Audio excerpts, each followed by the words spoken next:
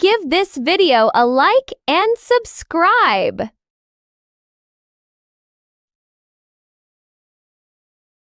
If you know what's good for you, you'll follow us on Rumble.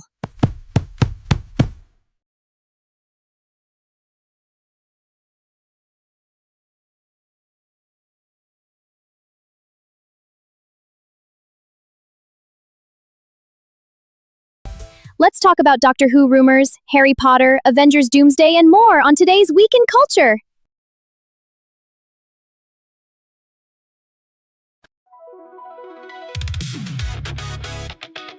Welcome to the Week in Culture.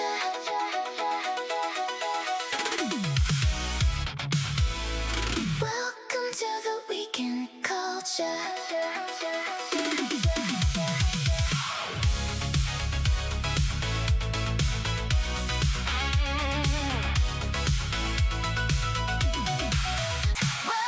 to the Week in Culture. We push back, push back.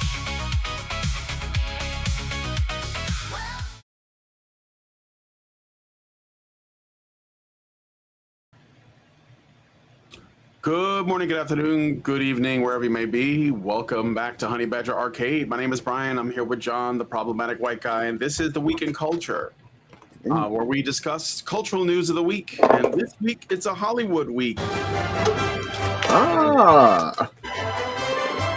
So there's gonna be a lot of talk about buzz going on in the music, well, a little bit of music, movies, and television. You mean we are actually going to do a week in culture?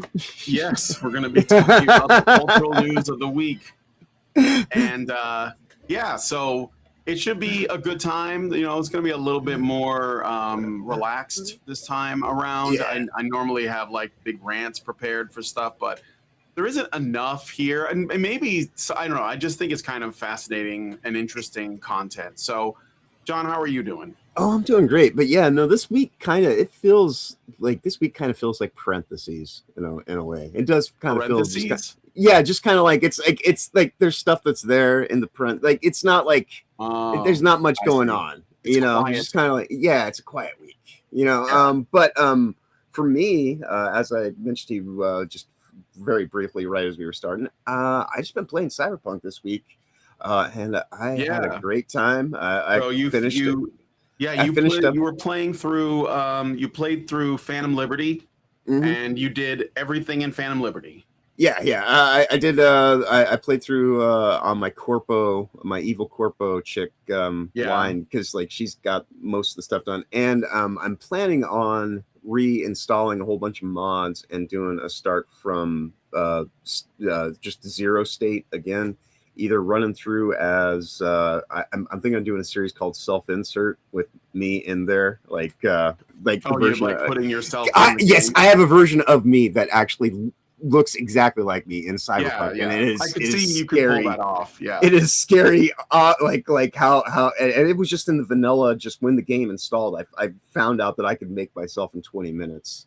And I was like, holy shit, like, okay, I'm in Cyberpunk. So I'm thinking of either doing that or doing another. Well, we kind of are. Exactly.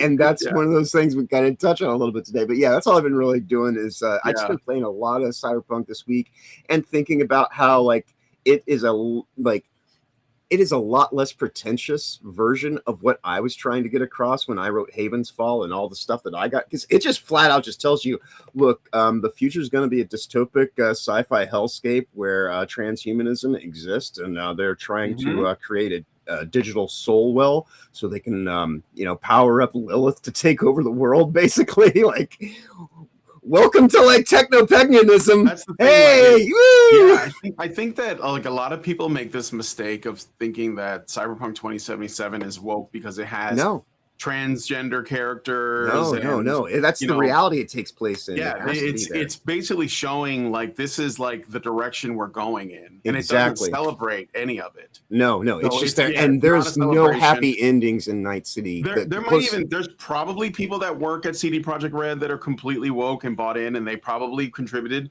But they thought what they were putting in was like a good thing. When you play the game, though, you It doesn't. Yeah, It doesn't take just a sees itself position. for It what just it is. shows it to you, and then like you're just supposed to like, for example, all of the romantic interests in the game are completely broken people, you Yeah. know, and they're not there. There's just dysfunction everywhere, and that's kind of what it's showing you. Yeah. So, but let me Yeah. just ask real quick before we get into the stories. Mhm. Did you side with Songbird or Reed? I did all the endings and everything. But if you were to so you ask did me, multiple like versions. yeah, because Okay. because like again, it's one of those things where you get like different endings based on choice, and then also like you get different outcomes. On this playthrough with my evil corpo chick, I just kind of decided that, you know, given what happens right at the end, she's still who she is, and so she would have sold someone out to like get access to, you know, the tech. So she sided with Reed. Now if it were me, you know, like I don't know. It's interesting because like they did Phantom Liberty so well, because that's the whole thing. Is every single character is so fucking flawed. It really is just kind of like a Rorschach test of how you read your interactions with people, and depending on when you know certain things about them, because that's the whole thing about like that. And like, I don't know, Phantom Liberty reminds me a lot of playing Knights of the Old Republic 2, where you're just surrounded like just a whole group of Siths. Basically, everybody you know is a Sith Lord, and they're all just trying to turn you and like make you the most corrupt thing in the world. And it's like, but that's like, you know, just the whole world of Night City, like the whole world, including Night City, in the dystopia future that they have set, is just everyone has been outright compromised to the minimum, at least, if not outright corrupted. You know, and so like nobody, even like the purest kind of spiritual people in there are those Buddhists who are trying to do everything they can to avoid being did you do the quest with the murderer that tries to reform the himself? Jesus? Yeah. The crucifixion play. That, I mean, I'm not like, I think it's an interest because they don't have to explore that stuff at all, and they chose to do that, which I think is interesting. And that's actually a cool thing about it, is there's more interesting stuff happening in the world of Night City than even what's going on with your characters. Your character's story is very straightforward. They're trying to take care of their own personal bullshit. But You're everything that happens, and then like everything that you find out about what's going on and this and that, like, and I believe too that it was put out in the damaged state that was put out in, because one of the real interesting things I like about Cyberpunk is it's kind of like you learn about esoterics through it, and I think that it was put out at the time that it was put out because similar to CG Project Red is out there where the Large Hadron Collider is. So like when you play through the Phantom Liberty stuff, there's one section specifically where they have Grimes. She plays Lizzie Wizzy in the game. Yes. And there's this she plays Lizzie Wizzy, but yeah, and she has a song in there and stuff. Yeah, and there's like this whole satanic like it looks like a Super Bowl halftime show, basically, where it's just like, you know, all the symbology and everything that's happening, and like it's the whole thing about the soul well and like descending down and like you know, the unleashing of the demons, and it's just like And there's also like, it's in the context of where it's happening matters too, right. It's in like a club that where like the most elite secret elite people meet up. They like work for the media, they work for right. And so it's like I say, it's so open and just out front about what it actually is, but it's the revelation of the method, though. If you actually have the right eyes to see, it is telling you exactly this is and again, I'm not saying that it's based. I'm saying that it's, but I don't think it's woke. I think that's a misconception and of the game. Now I think that there's criticisms I have of it, which could be like sort of a certain kind of influence, like a woke influence that's in it, but I don't think that it's explicitly that way. It's not like, you know, Dragon Age the Veilguard or something, you know, where it like has the subtlety of a sledgehammer to the ball sack. But I do enjoy it as well. But anyway, Yeah. So I was just curious about that, but we gotta get into the stories. Indeed. First, I'm gonna say hello to the chat and read a couple of your comments, and then we'll get into it. So let's see. Norwegian Black Templar says hello, Master Goa. Good morning, Rafa. Yo, what's up? Hello. The Fighting Alpha Duo Watts Masturbator. What? Can you say we? Yes. Welcome to the show. I'm not sure who that is, but Nova Fan, hello, Master Goa. All right, so Rafa says Cyberpunk is still woke. Give me some examples because I think I can make the case that it isn't really.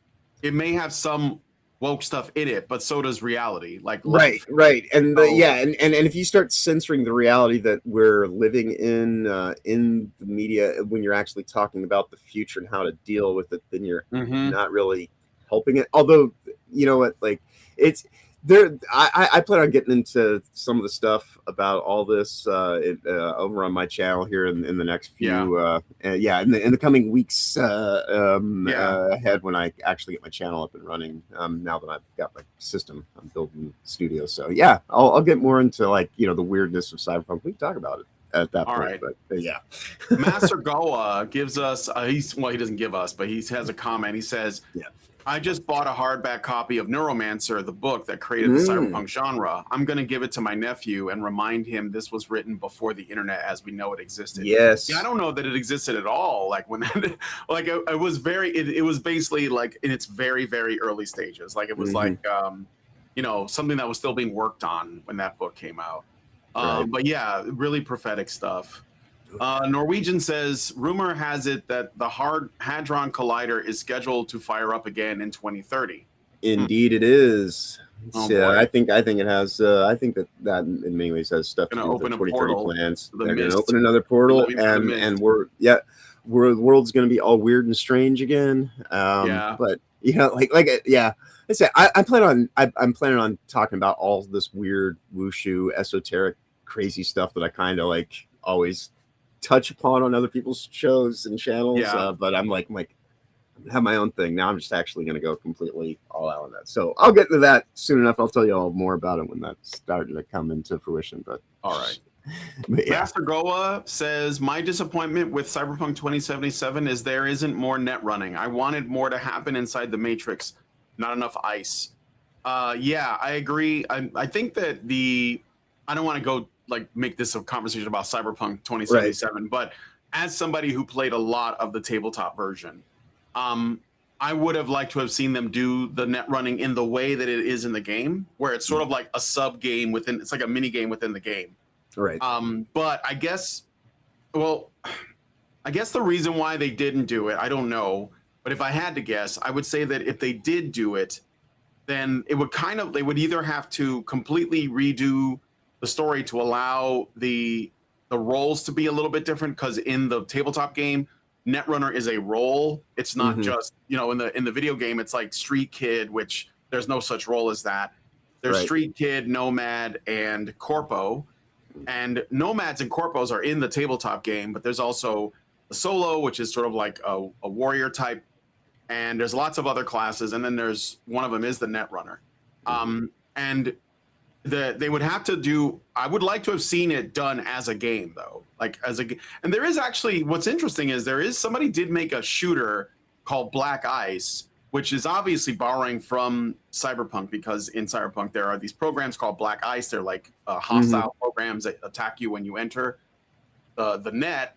And it is basically a shooter that would be the game. Like if there was a way to mod 2077 to put the game Black Ice inside of it, that would be awesome.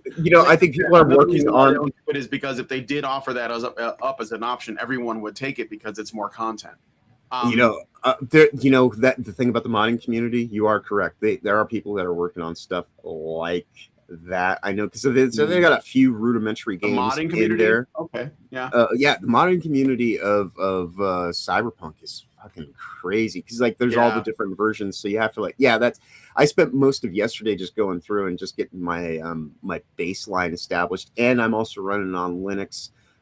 So yeah, I have to keep in mind that some things aren't necessarily going to be able to run if they have like assist programs and things like that, like menu editors and whatnot. So, but it's a game that you can play for.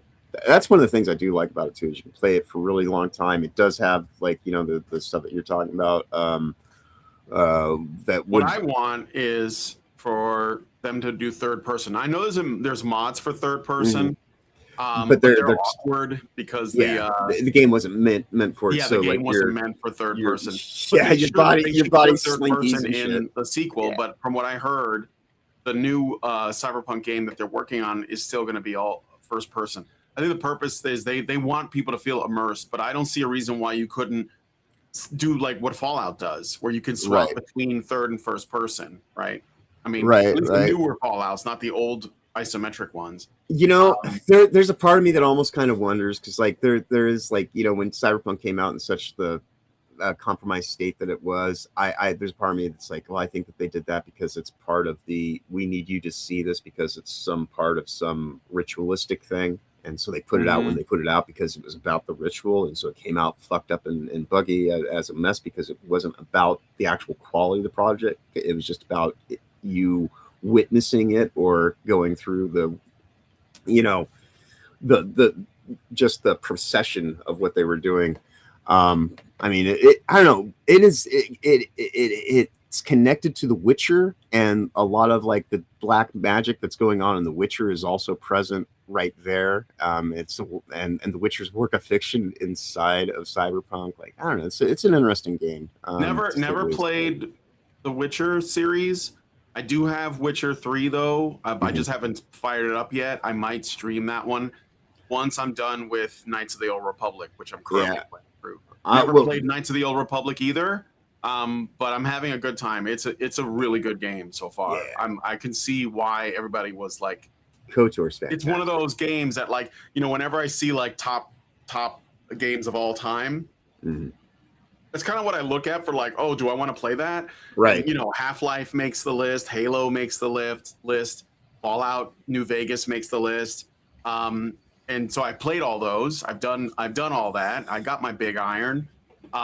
Now it's and Knights of the Old Republic is also on the list. So I'm currently playing through that on my channel. You guys can subscribe. You want to see me flail as I try to figure things out. Like the last time I played it, the last time I streamed it was on Friday, and I figured out, and it was completely like a gamble that I didn't think was going to pan out, and it did. And that's what changed my impression of the game. Was essentially your encounter. It's like you've played KOTOR, right? Oh yeah. Oh fuck yeah. Okay. Yeah. So in the beginning of the game, like I'm still very early in. I've only done 4 sessions of it because I only play it when I'm streaming, and I just hooked up with Mission, and I forget the Wookiee's name, but there's the Wookiee and the Twi'lek girl, and we came across a Rancor we had to get past.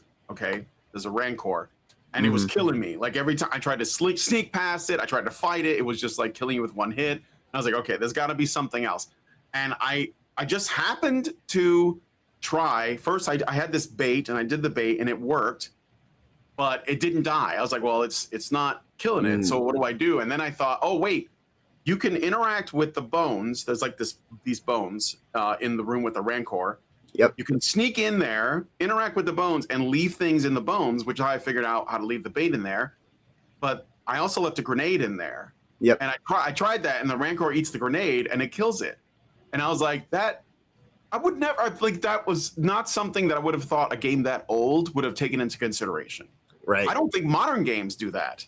Right. So that's actually really impressive. And I feel like, okay, this is just the beginning, so I'm guessing it's going to get a lot. Oh yeah, and that's the thing is like you just got really good quality writing, and that's the thing that outside the box. Right? Yeah, and that's the thing for anything. That's where I'm at. Where it comes with games is I'm just going back and I'm just enjoying stuff that I know that was written really well, and actually I enjoy. I don't need it to be new for it to be immersive. I just need it to be immersive to be immersive. And they've been doing immersive games that actually, like really captivate you and enchant you, for decades. It's only recently that they've, lost the, the special sauce. Well, they got to make everything, because that's the thing about KOTOR is it doesn't It doesn't hold your hand really. Right. So you end up like I killed myself shortly after that when I went up to a console and I was like looking at the cameras because you have to. I'm trying to go deeper into the sewers. I can't remember exactly why I'm doing it. But, Yeah, I vaguely remember where it's been like I 20 years since I did a played bunch it. of stuff that I thought was neat. Like I blew up a thing and killed a bunch of guards and from the computer. And then I selected an option to destroy another console. And I thought it was going to kill some other guards in another room, but it destroyed the console I was on and killed me. Right. And I was like, okay, well, I better like think about that before I act on it. So again, it doesn't hold your hand. I appreciate that. Yeah, it's well thought out. Let me look at the rest of your guys' comments. So let's see. Raging Rat says, yeah, I was hoping for way more net running as well. Yeah, I mean, hopefully they'll do it in the sequel. I think that this was like a first out for them. Yeah, I think that they had their ambitions, their eyes were bigger than their stomach, so to speak. Yeah. It might have existed on DARPA level, but I'd have to research the years when the internet was a military project. Yeah, that's the other cool thing about Cyberpunk is NetWatch is totally DARPA. Oh, absolutely. Yeah. Yeah. I don't think the team knew how. I think CDPR could only figure out shooting. Yeah. They're only doing first-person cinematic because it worked for Call of Duty. Yeah, I mean, I think that people... Well, here's another thing, too, that I don't get with them. I'm sorry, because I do have my criticisms of Cyberpunk 2077, but they're not on the basis of ideological grounds. They're more like missed opportunities. Like, why the fuck isn't the game VR compatible? I know that people have mounted it for that, but if any game should be good to go for VR, it's that one. Like that makes sense. So hopefully they'll consider that. I know that VR is not blowing up per se, and it probably unless the technology becomes really inexpensive, it's probably going to remain kind of niche. But if there's a few games that should have it, and I think that Cyberpunk is a game that it absolutely makes sense. But anyway. Norwegian says, if you plan on playing Witcher 3, I recommend the Hearts of Stone DLC after the playthrough. I think it would be right up your alley. All right. James Splitter says, man, The Witcher 3 is a gem. I highly recommend. The quest lines and writing is so good. Yeah, I've heard. Well, the thing is, I know that Witcher 3 is the best of the Witcher games. I hadn't played anything by CD Projekt Red until Cyberpunk. And the only reason why I really wanted to play that was because I have... the tabletop game holds a place in my heart because it was like my friends and I bonded a lot over that. So I was like, oh, I want to try this. And it wasn't exactly what I wanted. I think that I would have liked to have seen a Cyberpunk RPG that played a bit more like a Baldur's Gate 3 or Shadowrun. I think there's like a Shadowrun game that, you know, and I'm not a fan of the Shadowrun setting because the magic stuff I think is a little bit out of place. It seems anachronistic to me, but I would have liked to have seen a Cyberpunk game more like that, like a turn-based RPG with a crew. I like those kinds of things. Yeah, it's funny because like you say that, and then like you get to like what the ending is with Songbird, and it's like, well, I think that's pretty much. I would definitely call that magic. Yeah, it's true. Well, that's the thing. I like it when you stay in technology, but then you have things in it that appear to be, you know, on the supernatural side. Right. Like there's a cyber psycho that you have to fight.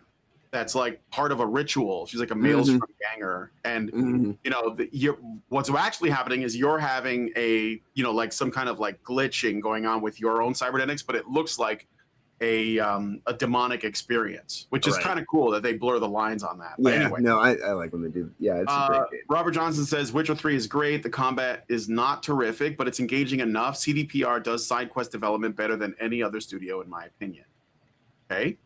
Toasty with the Mosty says, ooh, John's hair is slick back, and then says, hi, Brian. Hi, Toasty. Welcome. Toast. Then she says, John, that hair is doing something to me. Well, go to your bunk and come back later. Norwegian says, playing older games highlights how far the industry has fallen. I blame replacing the male nerds with gays and avocado toast bimbos. Yeah, for sure. Raging Rat says, prototype engine is what you're doing. Prototype engine. I don't know what you mean. Witcher 1 has best atmosphere, but the combat is rough to say the least. Okay. I only own the third one, and that was a little bit of a concern for me because I didn't want to What I'm wondering about is if I just start playing The Witcher 3, am I going to be lost? Like in terms of like the story, because I didn't play the other two, and I don't have. Yeah, I do actually own the entire trilogy, and having finished up Cyberpunk with the references that it makes specifically to the Witcher series, I'm very much thinking about going back and starting. Yeah, at the beginning. People were telling me to play Mass Effect too. I never played those. I might check them out later. I don't know. But one game that you should look for when it's in CULT-ure, I see what you mean. Raging Around. Yeah. Okay. Yeah, one game you should look for when the price comes down on it, hopefully during like one of the next Steam sales, if you haven't picked it up already, is definitely get the RoboCop games. The what? RoboCop, Rogue City, and I Unfinished. have RoboCop, Rogue City. I have the first one. Yeah. And I haven't played that one yet either. And yeah, I mean, you'll enjoy those. Those ones are good. Yeah, they're really good. Yeah. Tosi with the most C69 says, I woke up being mass reported by a troon. Yeah. How does one troon mass report? They have whisper networks. Good mood right now, regardless. Yeah. Fucking trannies, I hate them. Yeah. You shouldn't hate anybody, Toasty, but I understand. Norwegian says Witcher 3 stands on its own. Tough, you'll be missing out on some context for the story. That's okay. I guess I'll figure it out. And if I like it enough, maybe I'll go back and play the other two, even though I know that they're not as good. Yeah. Okay. So, with all that out of the way, we got some stuff to get into. So let's get into it. I want to start with Harry Potter stuff. Might as well. Sure. So let me just let's look at this. Okay. So you guys know that Amazon or HBO, right? Not Amazon. HBO is doing a new Harry Potter series, right? And of course, everyone's making jokes about the casting choices and whatnot. But this is not what that's about. Apparently, there are two prominent TV directors that have publicly revealed that they have turned down opportunities to work on HBO's upcoming Harry Potter series. Why? Because of J.K. Rowling's views on transgender issues. Oh, speaking of trannies, right? Thank you. Yeah, maybe the first person to say thank you for your sacrifice. Yeah. All right. So yesterday, Canadian director Ali, of course it's a Canadian. What is going on with Canadian? I knew it was Canadian just based on this image, to be quite honest. Canadian director Ali Panku, who has worked on Black Mirror, The Great, and Schitt's Creek, posted on Instagram a screenshot of a text exchange with her agent. The agent asked if she'd be interested in Harry Potter, noting it would likely be a hard no. Panku replied, absolutely fucking not. LOL, but thank you for asking. Her agent agreed. In the caption, Panku wrote, it simply is this easy to say no to funding transphobia, clarifying it was for directing, not acting. Well, she's not an actor, I guess. In the comments, Kate Herron, another director who worked on Marvel's Loki season 1, that show sucks. Okay. Plus worked on Sex Education, The Last of Us, yikes, and Doctor Who, which we're going to get to later. So another one with a really great CV, I guess, responded that she had also been approached. Quote, they asked me twice, and I've had to explain my answer is never going to change from a no, end quote. Panku later praised her for turning it down twice. So they were basically like touching each other inappropriately over their decision to not work on what would probably be like a pretty easy project because there's already existing material and they'd probably be well paid. But they're too noble for that.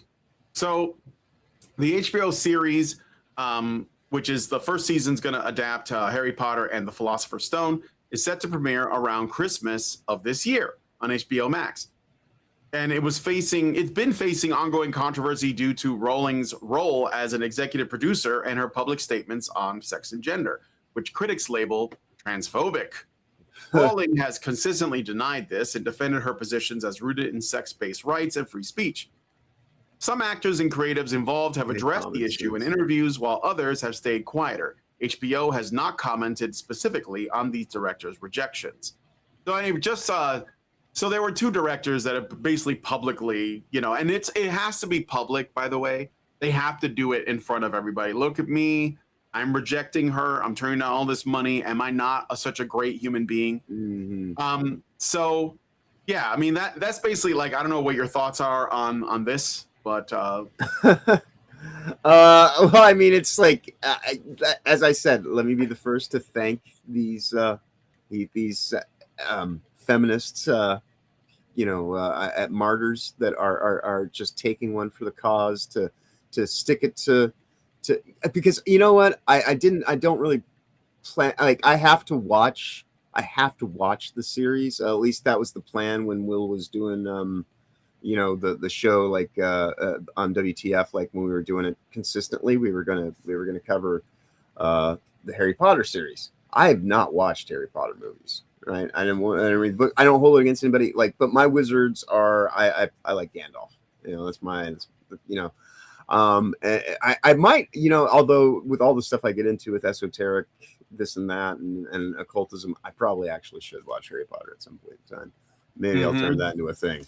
But yeah, I appreciate them doing all that they can to disconnect themselves from this, because I can only imagine how they would have undermined the process, which is already compromised from what we can tell. Because I know we had good fun with the Wesley Snape intro stuff over here back when that first got announced. So yeah, I mean, I'm glad that I don't know. It's interesting what's happening in the pop culture space right now.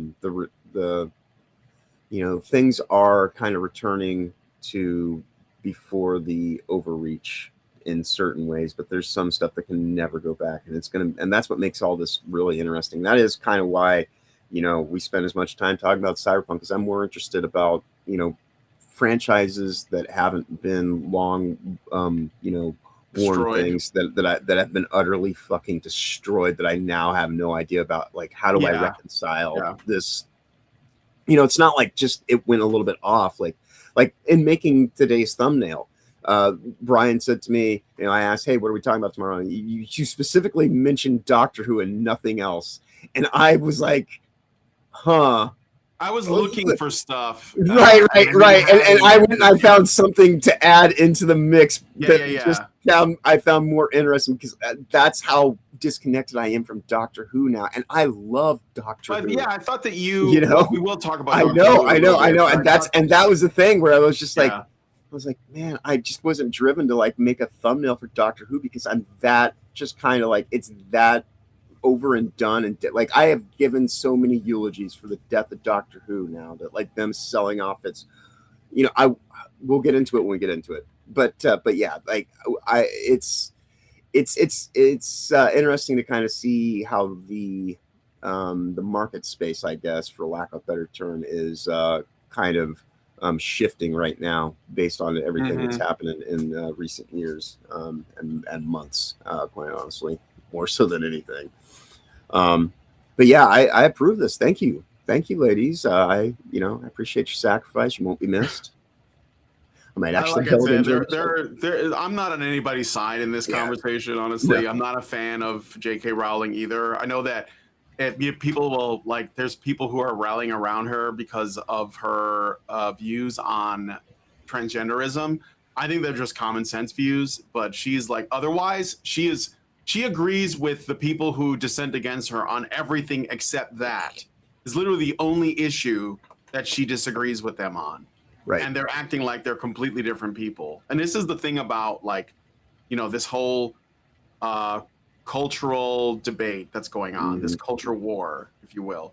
I have easier conversations with people that I have big divides on what I think about here, more so in this kind of like MAGA mindset kind of mind space, than I do with people that I knew for decades, that I had one thing, because it was COVID, and they're like, fuck that guy. And I'm like, I was right. And now they still can't, even after all the evidence, after it explicitly being shown to be a bioweapon and it was planned out over the course of decades, still can't, like make any amends on it to try to because they're too invested. Anyways, I'm pulling. No, you're fine. Yeah. Well, yeah, like I said, like I think that what's funny about it is though this thing with J.K. Rowling and these two directors or whatever showrunners fighting about this, and it's become like a story everybody's talking about. But of course, like there's always been the sort of like let's just put it like this: J.K. Rowling is essentially a gender critical feminist in that she believes that like the trans thing she doesn't agree with, and the reason why has nothing to do with like her, let's say, understanding of biological reality so much as is she doesn't like the idea that there are men who think they're women. Like she probably doesn't care that there are women who think there are men nearly as much. So it comes down to, I don't like the fact that there are men trying to adopt my identity or something like my sexual presentation, and they're making it into a mockery. And I understand that, but the truth is that it's her ideology that created this problem. Like men are tuning out because of feminism. Well, I think that in this for it. Now, the people she's up against are the gender inclusive feminists. So they're just a different kind of cancer. It's like, oh, do you want throat cancer or do you want ball cancer? Well, how about none of those? Right. But the other problem is that this is where the conversation is. This is like these two groups are well situated within the Overton window of acceptable conversation. So people who are like, you know, what's that Family Guy meme? You're both just terrible. Yeah. Kids. You're like those people are not a part of the conversation. And so this is the reason why I brought this up, because I'm showing you all where the Overton window is at in terms of acceptable speech. And I mean, granted, normies, like normal people, would probably side with J.K. Rowling and side against these people. And that's another thing too to point out, is that the belief that feminism itself is a net positive for society, and the only issue is that it went a little too far over here, or you know, it went a little off the rails. That's a fallacy. That's a mistake. I made a video about it not long ago. Mentis Wave, who has been on the channel before, he's a very big like hoppy and libertarian guy. He made a video and he basically he dismissed feminism as silly. And like, oh, it's so easily debunked and it's so silly and look at how wrong they are. And like, yeah, all that's great, but guess what? They still hold all the reins of power. They still make billions, if not trillions of dollars. They're still influencing the future generations. Right. Dismissing it actually gives it more power you can call it silly if you want to. Yeah, but you'll get dragged off to get castrated by a machine calling them silly the whole way, but it's still happening because they don't care about what makes sense or what truth is. They only care about power. So once they have it, they're going to use it. Right. So, and they will use power to create more power. Yes. It's interesting too. Like with the J.K. Rowling stuff. What was my? Because you were making a point, and I lost it. I'll see if I can get it back. But what was it about the Overton window? To some degree, but I'll remember it again. Okay, that's okay. Yeah. Well, I'm gonna be moving on. I'm gonna read some of your comments. So if you remember, I'll pepper interrupt it in. me or whatever. Yeah. All right. So Master Goa says troons are like game journals. You don't hate them I do remember. Yeah, okay, the one reason why she is slightly based in this one area is only because of her own personal history and her experience being a homeless woman in a halfway house, not wanting to be housed with dudes because she didn't want to be assaulted. But that's one of those few things where it's like, you know, like she can be myopically based in like she has one foot in reality because of she actually had to, you know, she had a grounding point where she actually had to go through an event. And so that's why all the other, because if she didn't go through that, would she bend the knee to the woke mob? Yeah, because everything else, she wouldn't even have to bend the knee. She'd already be, you know, like she'd be perfectly, she would be ascended. She'd be like that Lannister chick that's getting like, you know, or whatever the fucking Game of Thrones meme is with the chick getting fucking moved around, like, you know, I didn't watch Game of Thrones. I didn't either. That's why I think it was one of the Lannister chicks. A little too nihilistic for me. But yeah. Okay, so That makes sense. Beaten Zone Magnet, welcome to the stream, says if Hogwarts was in the U.S., there would be a wand massacre by the Quiet Kid. That's funny. Let's see.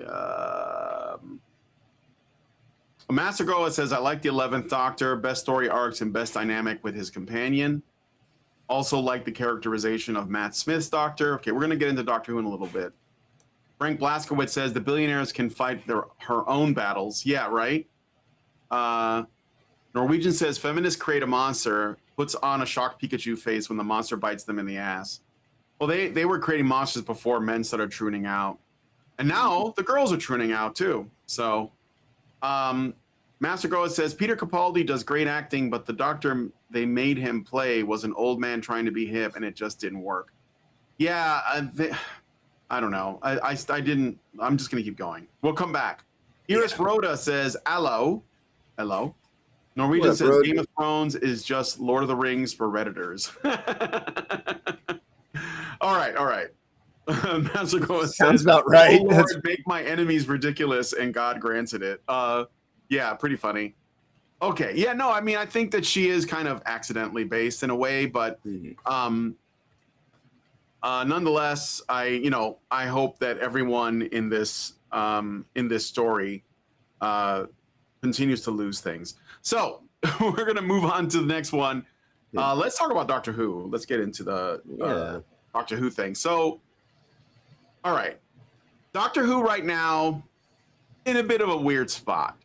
Okay, they're called Wilderness Years 2.0 by fans. Because I guess the period between like when Chris Eccleston, is that his name? Yeah, Eccleston. He became the 9th Doctor, I think.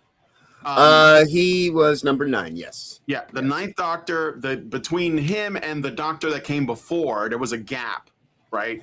Yeah. Is that right? A pretty big gap. Yeah, 8 was they had the movie, and that was supposed to start like the revival at that point in time with Peter McGann, and it did not resonate well enough, and so it took like another 9 years of time, or like a little bit more length of time until I think it was 2005, 2004, 2005 when the revival began. Yeah. And you know. So I guess they would call that period between 8 and 9. Yeah. And now we're in the Wilderness Years 2.0. Although the reasoning for this gap is probably not the same as that other gap. No. Do you know why they stopped Doctor Who after the 8th Doctor for a while? I don't know how much. Well, I mean, it was just kind of one of those things where at that point in time, I couldn't necessarily say like any kind of like specific reason, because like that's the thing, is like the ratings weren't necessarily as great as they had used to be, but compared to what happened with the most recent Doctor, the lowest ratings that they ever had historically were not reached until this past year.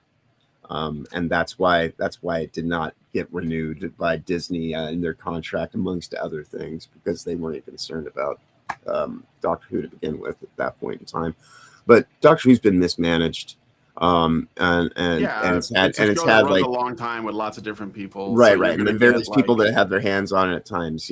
Have treat it as stewards with care. I guess in the show, the large gap between the 8th and 9th Doctor was created by the introduction of the War Doctor. The Time War. Incarnation added retroactively to explain the passage of time and the Doctor's involvement in the Time War.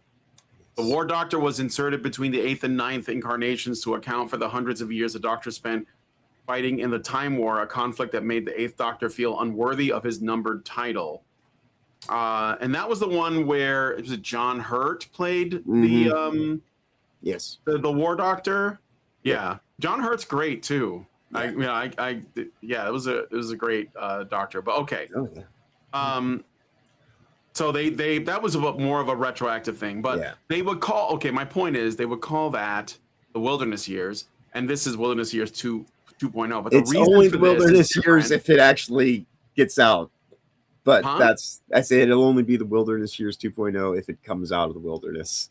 Because Yeah, now if it comes out, right. right, Now, right. basically, Doctor Who's in a place A where fugue its state. future is uncertain, right? Yes, it's in a fugue state at the moment. Yeah. So, Ncuti Gatwa's run as the 15th Doctor ended after 2 seasons. I think that's a really short run. I don't know. What's the average number of seasons that they give to All right. Well, a here's given the crazy actor? thing. All right. I found out that he actually technically has the least amount of time of any doctor, including other than Paul McGann, who was only in a movie, so he gets a asterisk. But for every series-based doctor of the last 20 years, I went and I did the calculation because we used to do all this stuff on WTF Live. Eccleston was only there for 1 season, but he actually was on for more screen time. He had technically Eccleston was only on 1 season? He was only in 1 season. But that was when they revived it. But that was when they Right. revived it, and Yeah. then there was some fuckery afoot, and he, was telling us 20 years ago, basically, about like some of the stuff,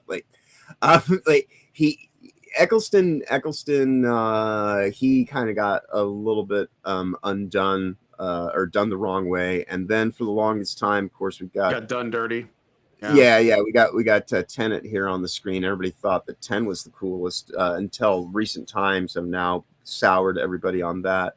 11 is now kind of seemingly. Tenet has said. Is that what Yeah. you mean? Yes. Well, said and done. Like he's an interesting dude. And the things that he supports, and yeah.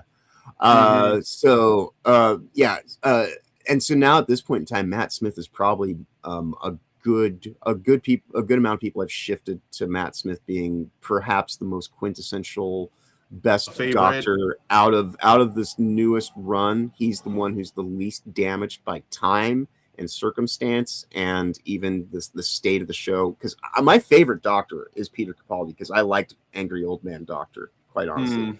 The writing, however, was starting to get really shit. And so I didn't. That was the thing about. Yeah, I couldn't even complete. I think he's a great actor. Like I've seen him in lots of good stuff. Right. But they wrote him goofy. Yeah. Like that. The writers don't. I guess it's like they don't understand people, or they were leaning too hard into. You know how like they wrote. It was the frog in the pot that kind of bugged me about the way they wrote Tennant and Smith. Was that those characters would do these like random eccentric millennial humor things like, oh, fezzes are cool. And at first it was a little bit novel, like, oh, that's kind of funny or cute or whatever. But after a while, it was like getting really old really fast. And I was like, no, I'm not. And then they did it with Capaldi, and I didn't know whether it made sense for each doctor to have its own personality. The sonic sunglasses. They were trying to carry things over from previous incarnations that they thought worked, because when, like I said, when Matt Smith was like eating fish sticks with yogurt or whatever it was and putting on a fez, people were like, oh my God, he's so random and funny. We're gonna like do this all the time now. And I think that's what bugged me, but I don't know. Maybe I'm wrong. But go ahead. No. I think you got a point there, because like it was perfectly fine when like Smith was quirky, but then they still had elements of that kind of still kind of in there. I think that they were trying to get Capaldi. They did it. Yeah. They did it with. I mean, I don't know if they did it with. And I think with Capaldi, I didn't watch the Gatwa run at all. Yeah. You know how Disney writers just can't help themselves and they undercut anything with like putting some kind of stupid fucking a joke. Even in the most tense moment, right, and I think that's kind of what was going on with Capaldi's run, at the least, and then it completely descended into, let's make this all about diversity, magic, and inclusion, insanity, and all of, and it really like starts going into that, and I gave up on Doctor Who when Bill showed up. I was actually out like right before Bill. I only I've only ever seen one thing, and the internet lore on it is that evidently I Bill Potts is like I think she's the greatest character evidently. It's like the old lore from WTF that I'm like the Bill Potts simp, but I've only ever watched one thing with her in it, and that was The Tale of Two Doctors, which was one of the Christmas specials. And I watched that for WTF. That was their Spider-Man No Way Home. Yeah. Episode. Yeah. Another one. Okay. We're getting off track, but I'm trying to get everybody caught up on what's happened. Right. So, Nakuti Got was run. It's the 15th Doctor. Ended at the 2 seasons. The final episode, called The Reality War, featured a regeneration sequence involving Billy Piper. So basically, he regenerated as Billy Piper because they're out of ideas. Yes. They were like, let's bring her back and make her a doctor, I guess. Yeah. They proposition favorite. That's another thing. So what was it? that? It was so retarded though, because she was actually scheduled to start a new series. Like this was a dumb idea from the onset. Right. Like Poor this was never going to work. There's no way it ever could have possibly even, just it could not have manifested, even if they hadn't been getting shit canned and trying to lie about that and gaslighting everybody. Yeah. So as of right now, they just did the regeneration thing. They just put in Billy Piper and they dropped it. They didn't do anything with it. We don't know if she is the 16th Doctor, if she's Rose, Bad Wolf, the Moment, whatever. And there was going to be a Christmas special, but it was canceled, so we're not going to get one, right? Or the previously announced 2026 Christmas special has been canceled, and so. Industry reports from insiders suggest that there's a return no sooner, so it's going to be the soonest 2028 or longer, could be several years. Right. And I would be honest, anybody who buys it, I would not fast track it back into production if you want to make your money back. You want to be thinking more in terms of just doing some licensing, rebuilding good faith and goodwill.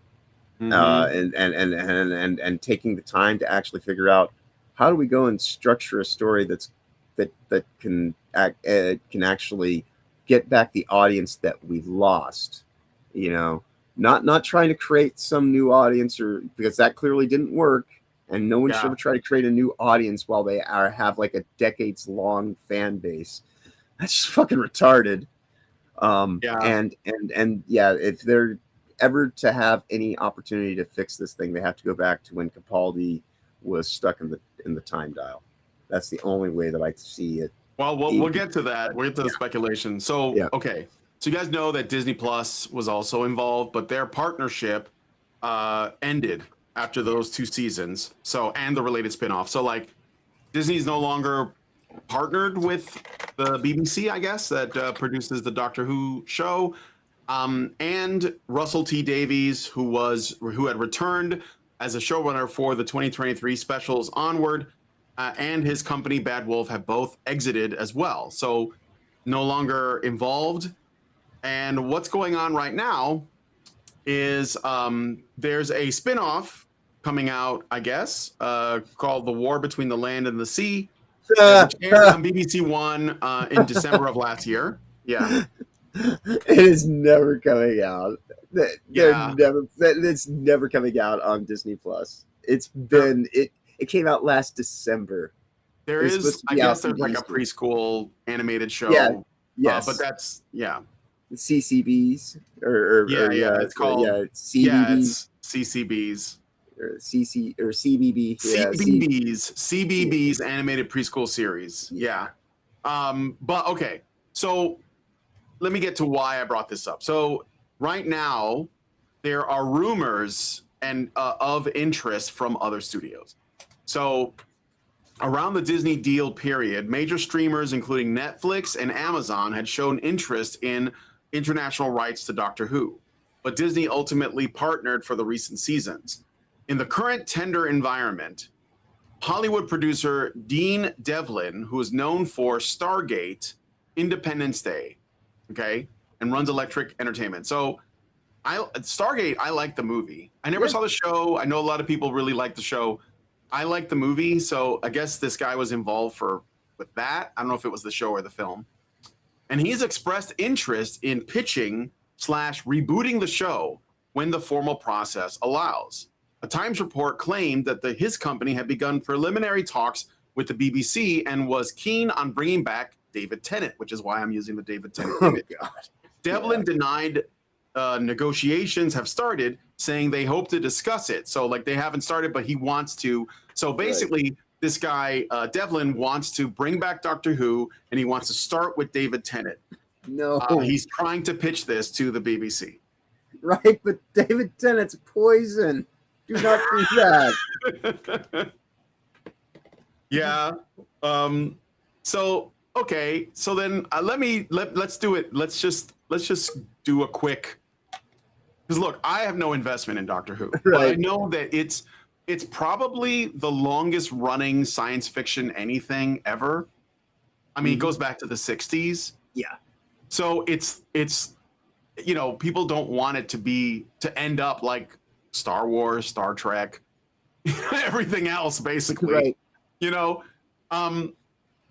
But so then like, okay, first of all, let's just pitch some things. And I'm going to ask you guys in the chat as well.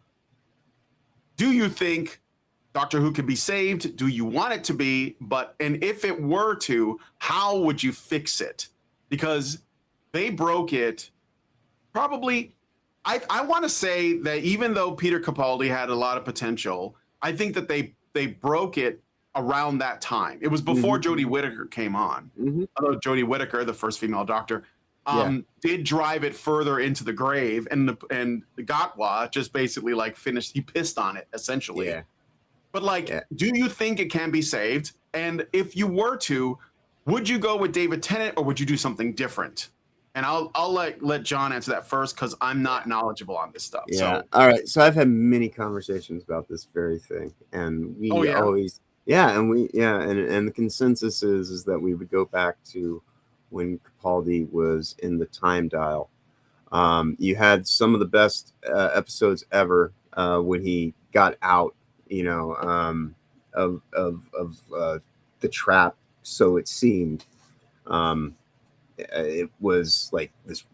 Those are some of the best episodes ever in Doctor Who in terms of just character exploration and this and that. But I would much rather have, he never actually really got out of the dial, and there's a way to he was just constantly just being. He just basically went from one matrix to another, basically, kind of, and he still doesn't realize he's trapped in the thing. I think that's about the only place that really even logistically makes sense, where you have a point to where you could go back and say, all right, well, everything that you see is valid to some degree, but it's not really the Doctor. It's a reflection of the Doctor, but it's through a cracked mirror, so to speak.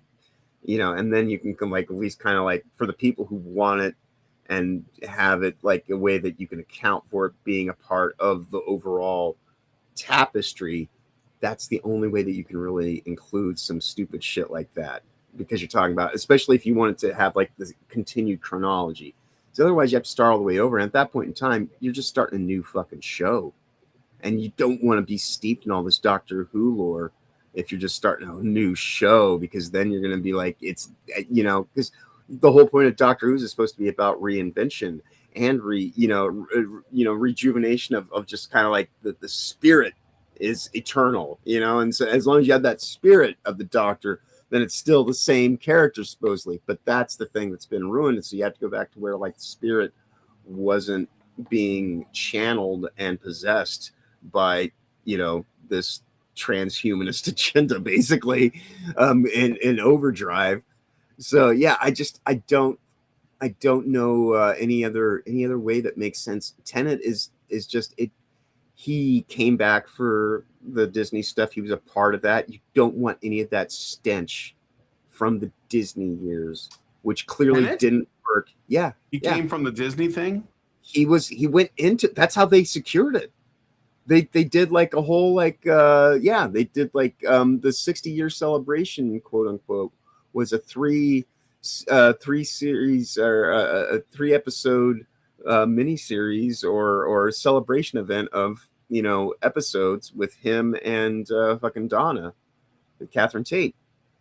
And then brought them back together, and then that's how Shitty, Shooty, became the Doctors. He was born out of David Tennant. He was born out of Doctor, like the 14th Doctor's dick.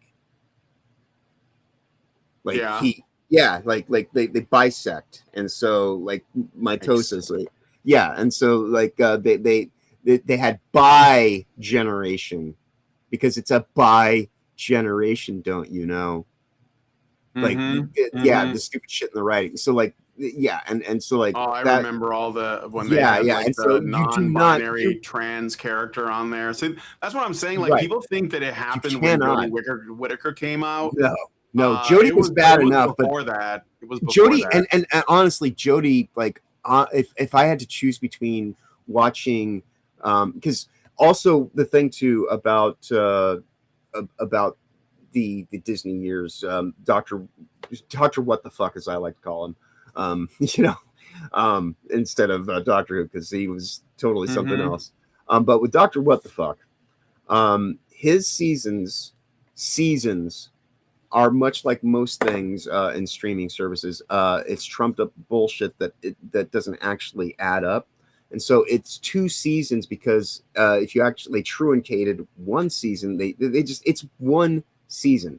It's just split into 2 parts, and like and none of it's really good. And so it's just like it's all a wash. I would not want anything that had any connection to that. And David Tennant being a part of what was that whole thing, he's completely snake bit. You do not want to even if you think you have a good idea with him at this point in time, he's part of that, and you don't want. You do not do this on a nostalgia thing unless you go with somebody who doesn't have tainted, nostalgia towards them. And for most people, that's Capaldi. Capaldi's the last bit of goodwill that you have in the link, in the chain links to go back to. And if you want to actually tie it in and say, oh, well, that's there, and it can kind of be its own little thing and a little pocket universe of just the Doctor's mind, so to speak. His identity crisis, if you will. And then, he can go back on to being the Doctor when he gets out of that thing that he thought he was out of, but only actually just began and completely lost himself so he can find himself. If you want to do something about how, like, you reaffirm that the Doctor is actually really a dude and all this stuff was bullshit, you have to, like, it has to be complete fucking mea culpa. And I don't know that, like, you would have to have a completely different group of people who want to do the Doctor right and do service to him and undo all the last decade of time of fuckery, because it wasn't just like a bad season, it was a decade of the 20 of just the little over 20 years that Doctor Who has been revived. Half of it is shit, and not just bad, like toxic, fucking terrible, like, Mike, stop this now, please, shit. And so it's so then okay. So you're saying that if you were, first of all, if you were to bring it back, do you agree that you would bring it back, or we just let it die? Oh God. Let's say unlimited budget. Would you bother? That's, I guess, what I'm asking. And how much retconning are you willing to do? If you were to do it at all. How healthy is Peter Capaldi, and is he willing to wait 5 years? I would go with Peter Capaldi too, I think. And then, like I say, I would wait a minimum of 5 years. He just looks like one of the Doctors from before, like the old Doctors, like from like the back in the day. And that's what I liked about him, is he had that old. He looked like the old guys, like the ones from before. So I think that's a good fit, because okay, here's something that I'm gonna throw out there, and I want you guys to think about. Of all the Doctors to bring back, they could have brought back Matt Smith. They could have brought back, Chris Eccleston, probably. Eccleston. Ooh. I thought it was Eccleston, but Eccleston will not go back. No, I know, but I'm saying they could have back. tried for him. Right. He wouldn't go back with those creatives, though. Yes, unfortunately. But the guy who's making the offer, right? He could be willing now. So why? Because they're not involved. Why Tennant though? Why would he choose? Right. David Tennant of all the guys they could choose? Why would they go with that? I think I know why. What's that? You want to know? Yeah. I think it's because Tenet was very popular with ladies. Oh yeah, And yeah. like easily the most attractive to women was this doctor. They loved him, and But so that was- they think it's easy money to take the guy that the ladies liked, and they were pushing him as a kind of sex symbol. Okay, Right. this is something that Doctor Who had not historically done ever, like Yes. ever, because it was a family show. The character was supposed to be eccentric and strange. Actually, some of the old stuff was actually pretty hardcore. I remember, is it Baker was like snapping necks? So he wasn't like the non-violent Mhm. pacifist that they made him into. I get it though, because again, it's a family show. You got children involved. But this guy, I think they're pushing him because he makes the ladies wet. That was it. And it's basically guaranteed ratings. And if you put something in a story that's fuel for, fanfics and, Tumblrinas like writing their own fucking stories about it, it's gonna be good for ratings. It's the only reason I could think of to put him in there is that the ladies like him. That's it. That's what I think. Yeah, I suppose that would make that, and like I mean, Matt Smith is also at this He point is in time, popular, but he's a little weird looking. So that and he's also, I think at this point in time he's beyond their means. Yeah. He's basically like he's doing Game of Thrones costs now, way right? too much. He's doing what you call it? Game of Thrones, the fucking he's doing that House of the Dragon. He's doing House of the Hog. Dragon. Yeah. Yeah. So he doesn't need this. Like Tenet's only done Doctor Who, and then he's done like I think he was in a Fright Night remake, and he was on another show called Good Omens, and he was in that Jessica Jones garbage, like back on Netflix. And that's all I know him from. But again, popular with women. So I think that's the reason why they're going with that. But I think you got a good idea. I wish that maybe you should be show running. Maybe you can save Doctor Who. Well, like I say, they have to be willing to wait like a good 5 years while we go and actually. That's what I think they're doing that now. They're waiting for people to forget how bad it got, and then they're going to try and bring it back. And 5 years is just like a minimum. That's and like I say, I want to know. I would have a conversation with Peter Capaldi and be like, "How healthy are you? How healthy do you think you'll be?" In can you hold off for another decade? Right. But I think the Doctor should be older. I don't think he should be like this. This. I don't think he should be this age, in my opinion. Yeah. I mean, the actor should be older. Not the character. I know the character's very old, but all right. Well, anyway, let me see what you guys are saying about this, and let's see. We'll move on after that. So Iris Rhoda says Smith's first season is my favorite in 2005 plus. Who? Okay. Fine. I mean, Smith was okay. Like the thing is, when I think it was during his run, that I started to see some of the woke stuff coming through. Like there were these side characters. Oh, Clara becomes like the main focus, the impossible girl, quite literally. Like she is. Oh yeah, right. Played by the brunette, right? Yeah. That's true, but that wasn't. But that's true, but that wasn't really what bothered me. Right. Yeah. No, there were these two side characters, okay, that you would get episodes of sometimes. There was I don't remember the alien race, but it was like there was a reptilian woman in like Victorian England, and she was a lesbian, and she had a girlfriend. Yeah, I think it was a black woman. Yes. And they were basically solving mysteries. They were kind of like Sherlock Holmes and Watson type of thing. And they had a horse. Their assistant or servant or whatever was like one of these other aliens. They're like these guys. They look kind of like Humpty Dumpty guys. He's like they're very warlike. You know what I'm talking about? Yeah. I can't remember. I don't remember what they're called. I always never forget. I have a hard time kind of remember like the whole. You guys probably know all the various aliens. I remember the reptilian alien chick was a recurring character in a couple of stories, and I'm telling you, every single time she showed up, we had to be reminded that she was a lesbian woman living in a time, because he was in Victorian England, where that was like highly frowned upon. They they drove it into your skull with a fucking all of the subtlety of a railroad spike.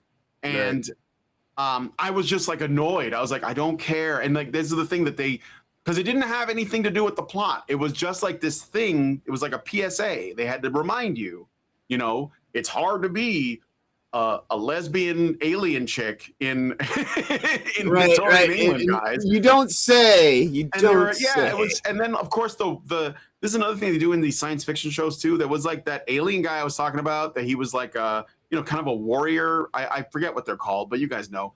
And he was like the butt of every joke because his solution to every problem was always violence. And I liked him the most. I was like, I like this guy. I mean, and granted, I know what they're doing. They're trying to like shit on that. But that was before Jodie Whittaker, that was before that. And I lost interest, to be honest. I think RTD, you can't spell retard without RTD. Is what we always like to say.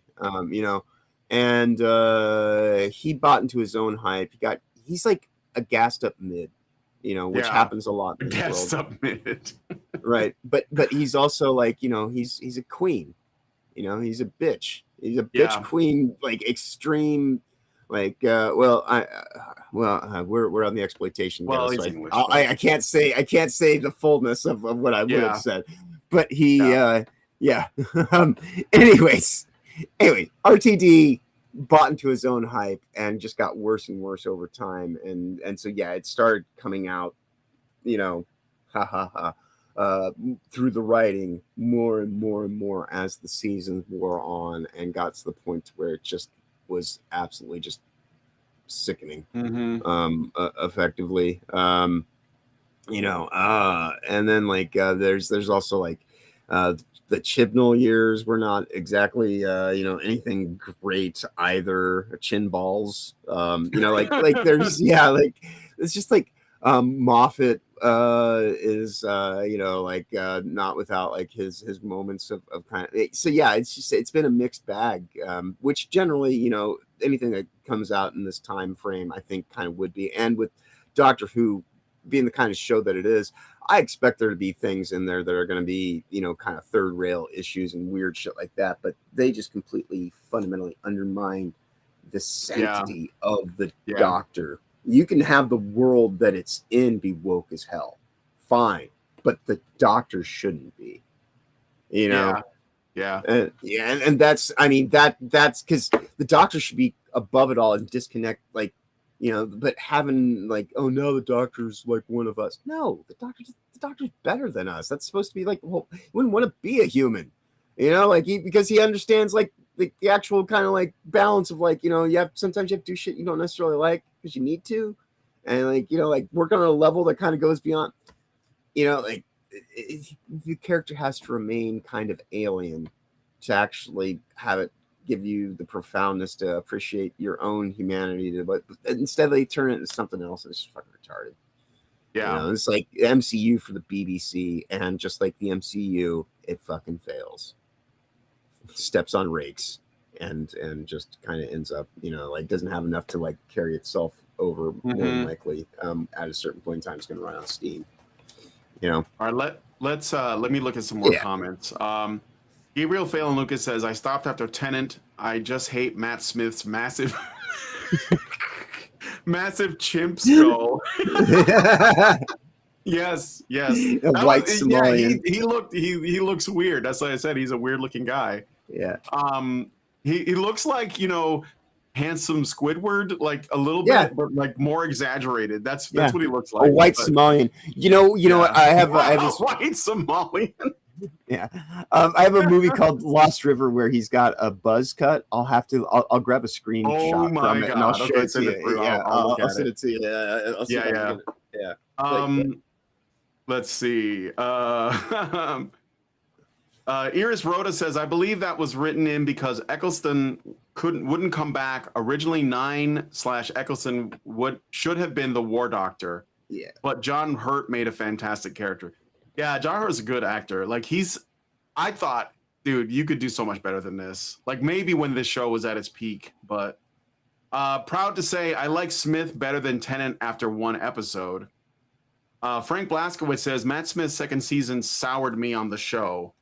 What was it specifically, out of curiosity? Iris Rhoda says, I agree 100%, John. Capaldi was a better doctor, but Smith had way better stories. Yeah. Maybe like Capaldi should have been in Smith's stories. That would have probably been really good. Master Groa says, I like the way the 11th Doctor talked about the war. The name you chose is like a promise you make. He's the one who broke the promise. Cool. Gabriel Phelan Lucas says Catherine Tate as the Doctor would have been hilarious. She used to have a comedy show. Okay.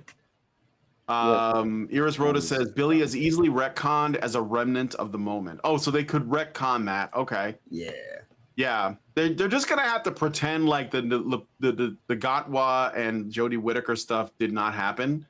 I don't know how else to do it. I mean, but they did the timeless children thing, right? Right. Well, that's why I say you have to go and do the whole thing where it's all in the time dial, and this is just the way that they're punishing the Doctor, you know, and then trying to undermine the sanctity of his own fucking, you know, like just his own identity. And that's what I mean. That's what I would turn it into, quite literally, is like, you know, this whole attack on the Doctor that took place, and he was being, you know, undermined and kind of exploited.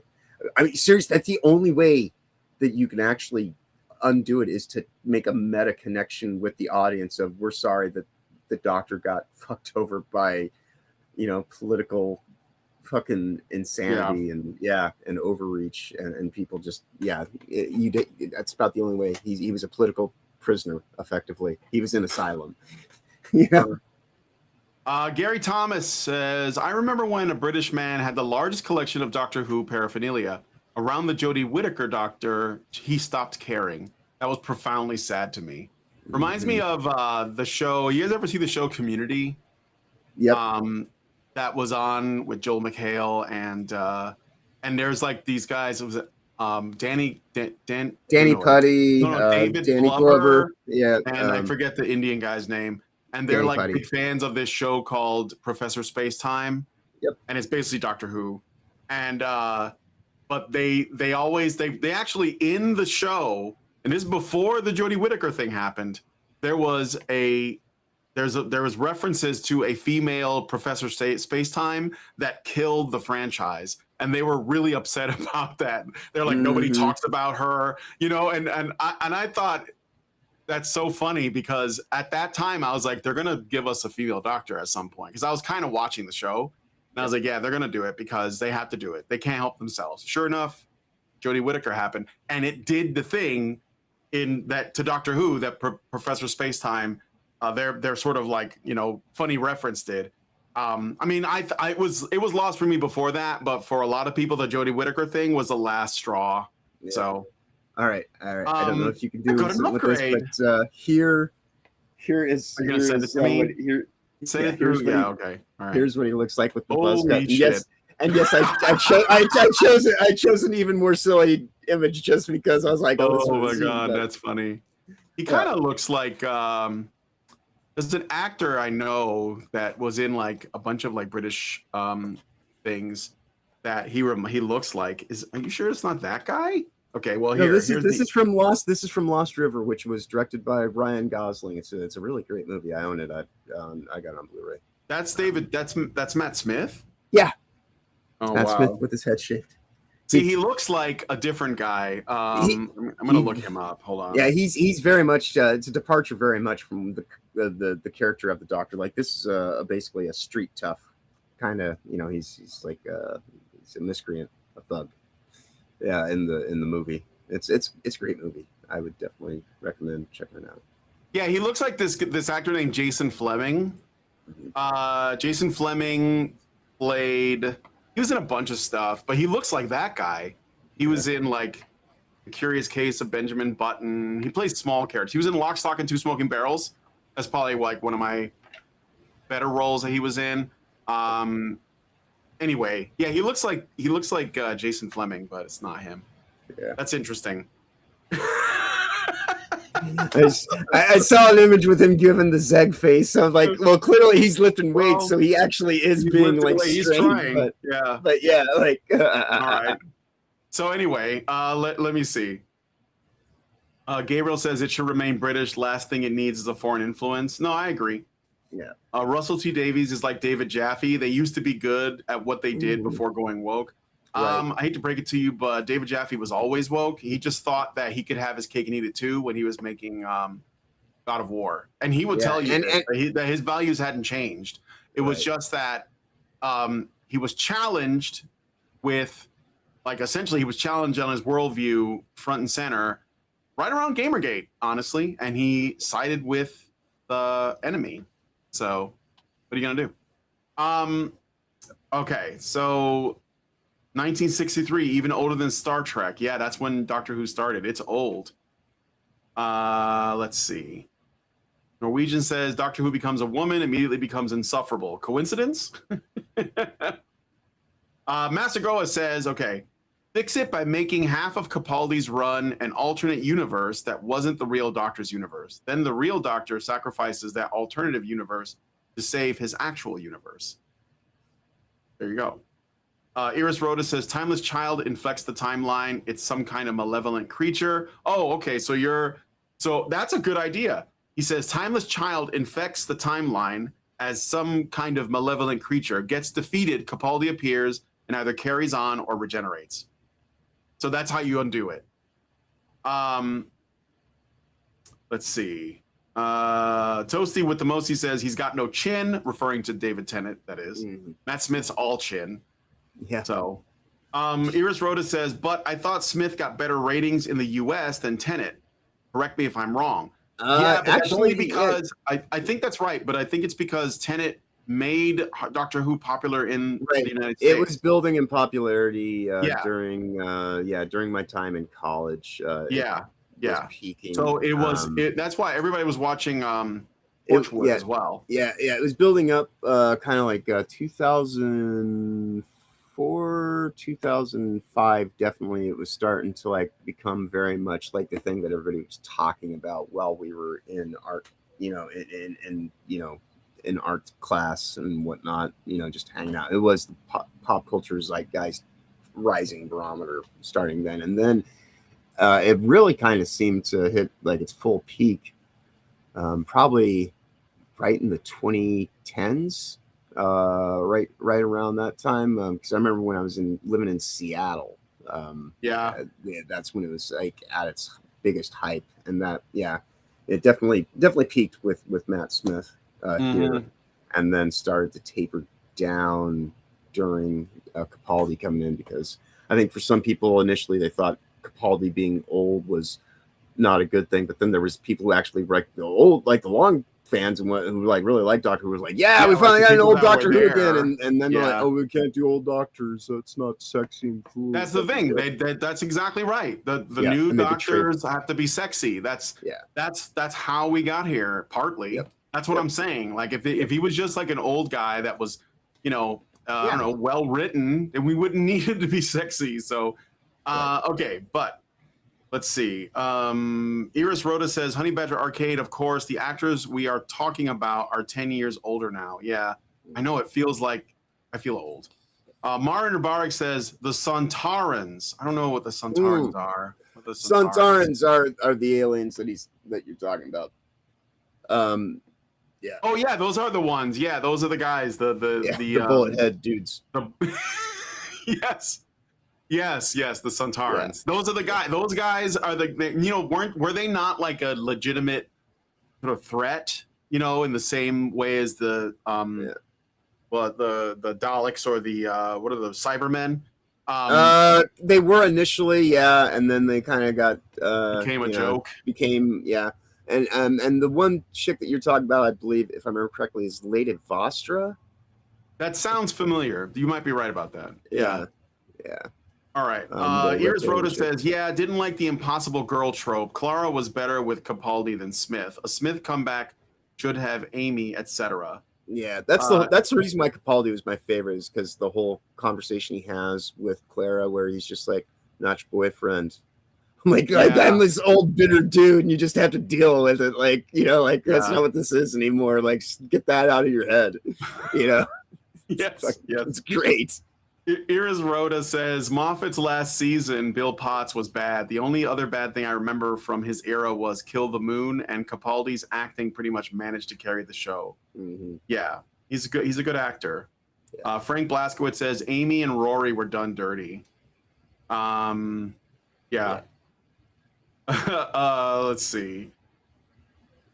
Iris Rhoda says Jodie's "I got an upgrade" line was the last straw for me. I tried. Yeah. Mm-hmm. Mari Rabarik says, "Isn't Matt Smith playing the best character in House of the Dragon?" I know he's a villain. I don't know. I don't watch that show. All right. Thanks for all of that. We got to move on. I feel like it took a while. That was good. We consumed some time talking about Doctor Who, but we got to move on. So let's talk a little bit about music. We're going to look at Green Day.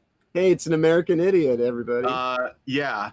So do you guys know that earlier this month, Billy Joe Armstrong, who's the frontman for Green Day, stated that Green Day is, quote, not a political band, end quote. So they're not.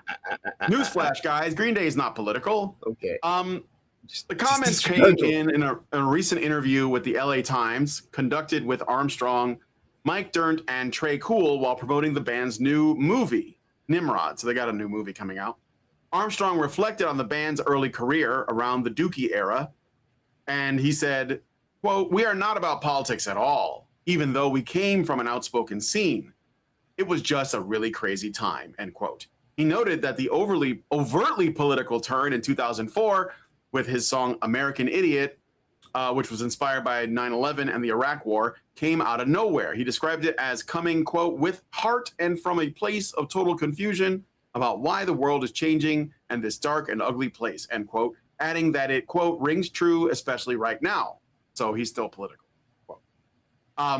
He clarified this distinction. He said, quote, "We're definitely outspoken, but the songs are very personal and documenting where you're at in that particular time in your life," end quote.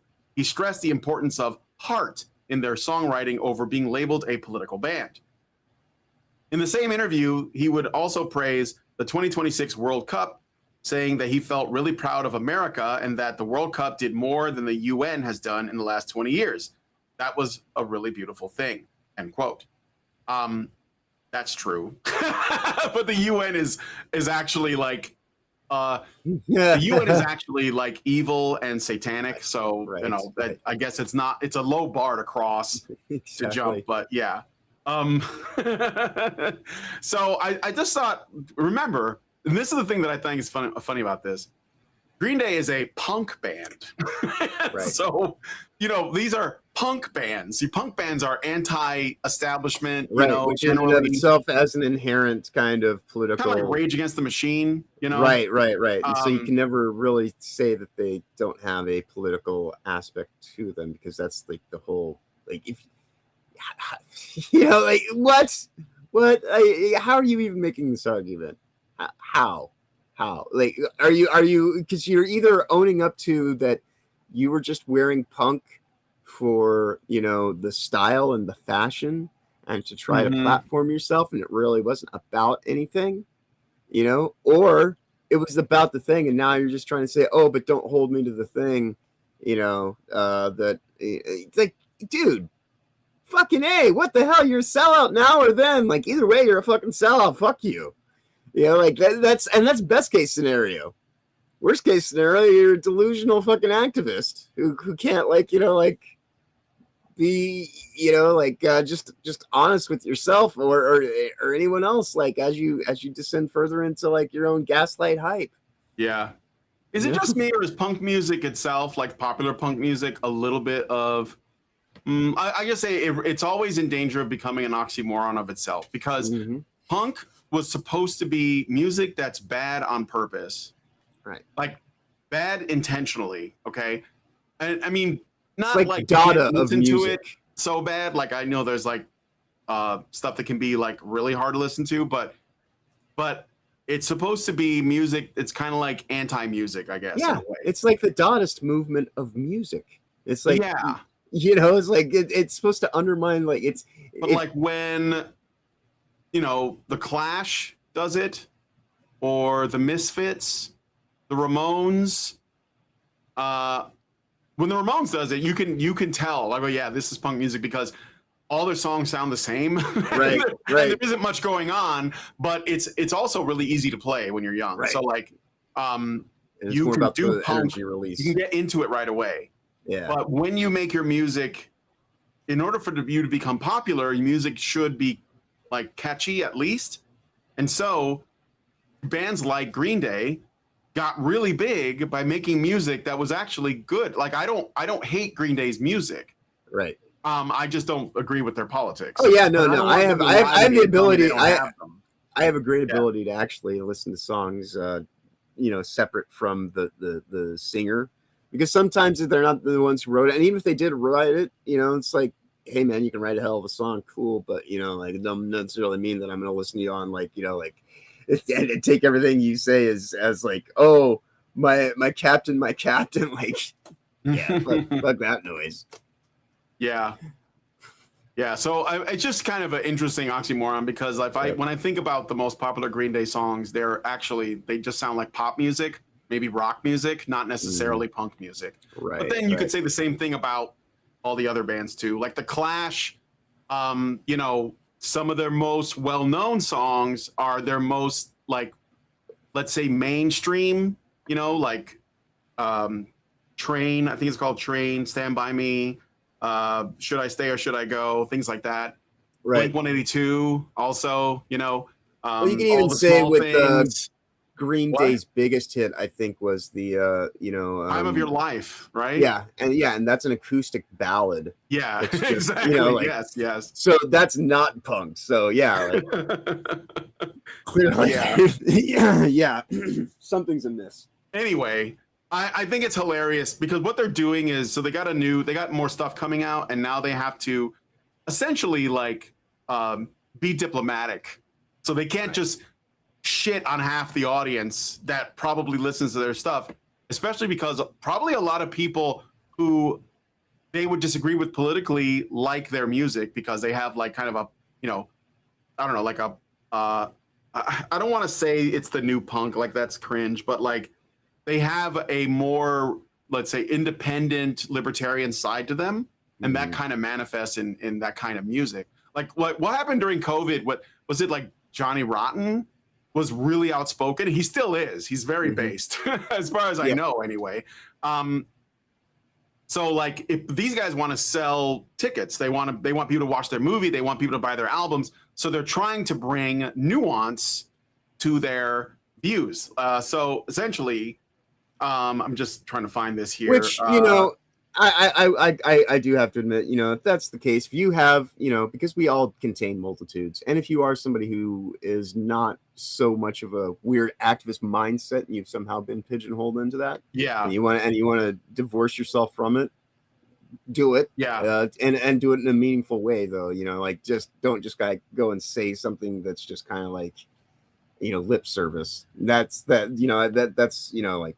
I'll give you, if you want to go and say, hey, I might have said some stuff and you don't like it, and I understand, and I do hold those beliefs, but I also like think this too, and so like maybe there's more to this than just like don't and that I can appreciate, at least, because that I think we should all be able to be individuals and have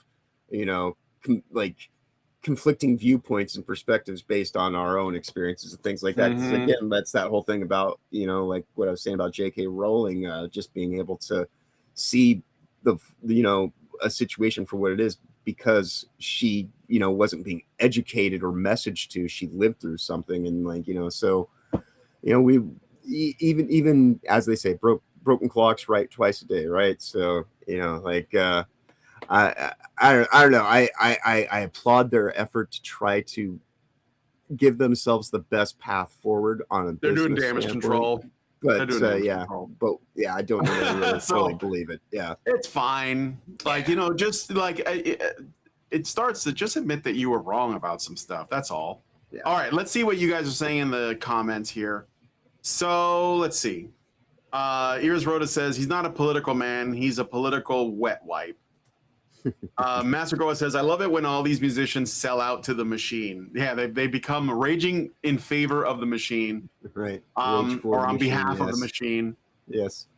Mario Barik says, Offspring is better. Then Zerank says, Offspring kicked out their drummer over COVID. Why? Because he wouldn't get the vax? Is that what it was? He wouldn't get the jab? I like Offspring. I like Green Day. Their music, that is. But I mean, is that the reason? That's kind of fucked up.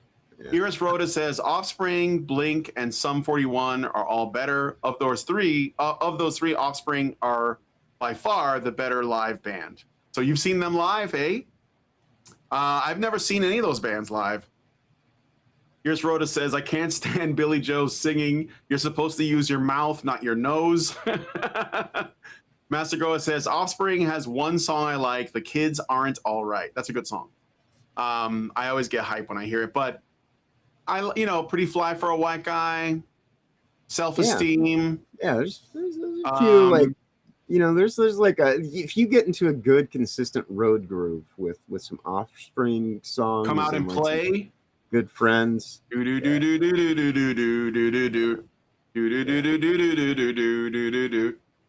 Yeah, they're very catchy songs, and that's what I'm saying. You like the latest fashion? Oh, because he wouldn't get the jab. Yeah, so that's fucked up, man. Yeah. But you know what? COVID made everybody crazy. Yeah, COVID was a really good It was the test. Litmus test. It was the litmus test. That was the reset, and that's why at this point in time, I don't really even.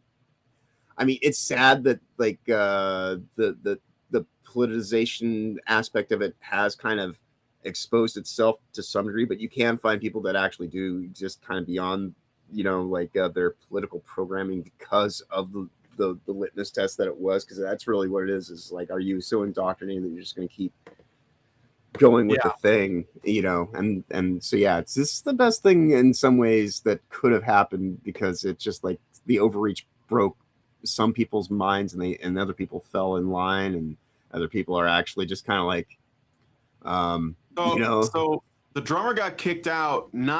I'm just looking at the chat. I'm sorry, John. Yeah, no, it's good. It wasn't because he didn't get the jab. It was because he couldn't get the jab. Zering says Offspring's drummer couldn't get the jab. His doctor warned away because of G syndrome. I don't know how to spell it. Gal. Yeah. Oh God. Jesus. I used to say it all the time because I worked in the doctor's office. It's hard. Oh yeah. Why Don't We Get a Job was a great song. Yes, the Beatles parody, but so is almost every Oasis song. Oasis? You mean Offspring? Oasis isn't a punk band. They're trying to be the Beatles. Tim Pool had him play drums on 2 of his songs. Oh, I think the name is Pete Peralta. That sounds right. That's awesome. Yeah, that's cool. All right. Thank guys for your comments. Let me know what you guys think. Is Green Day political? Janine, I think it's Janine Barr. Janine Barr syndrome is what the thing that they're talking about. Like, it's it's a disorder, and you can't really do anything with vaccine. I had a vaccine injury when I was a little kid that I couldn't. So they were just like, well, we don't want you killing grandma, so you can't be in our band anymore. Right. Well, that's fucked. Even though he was actually just avoiding a bioweapon inadvertently. Yeah. And he wasn't even knowingly doing it, but it was a bioweapon, everybody. Okay, moving on.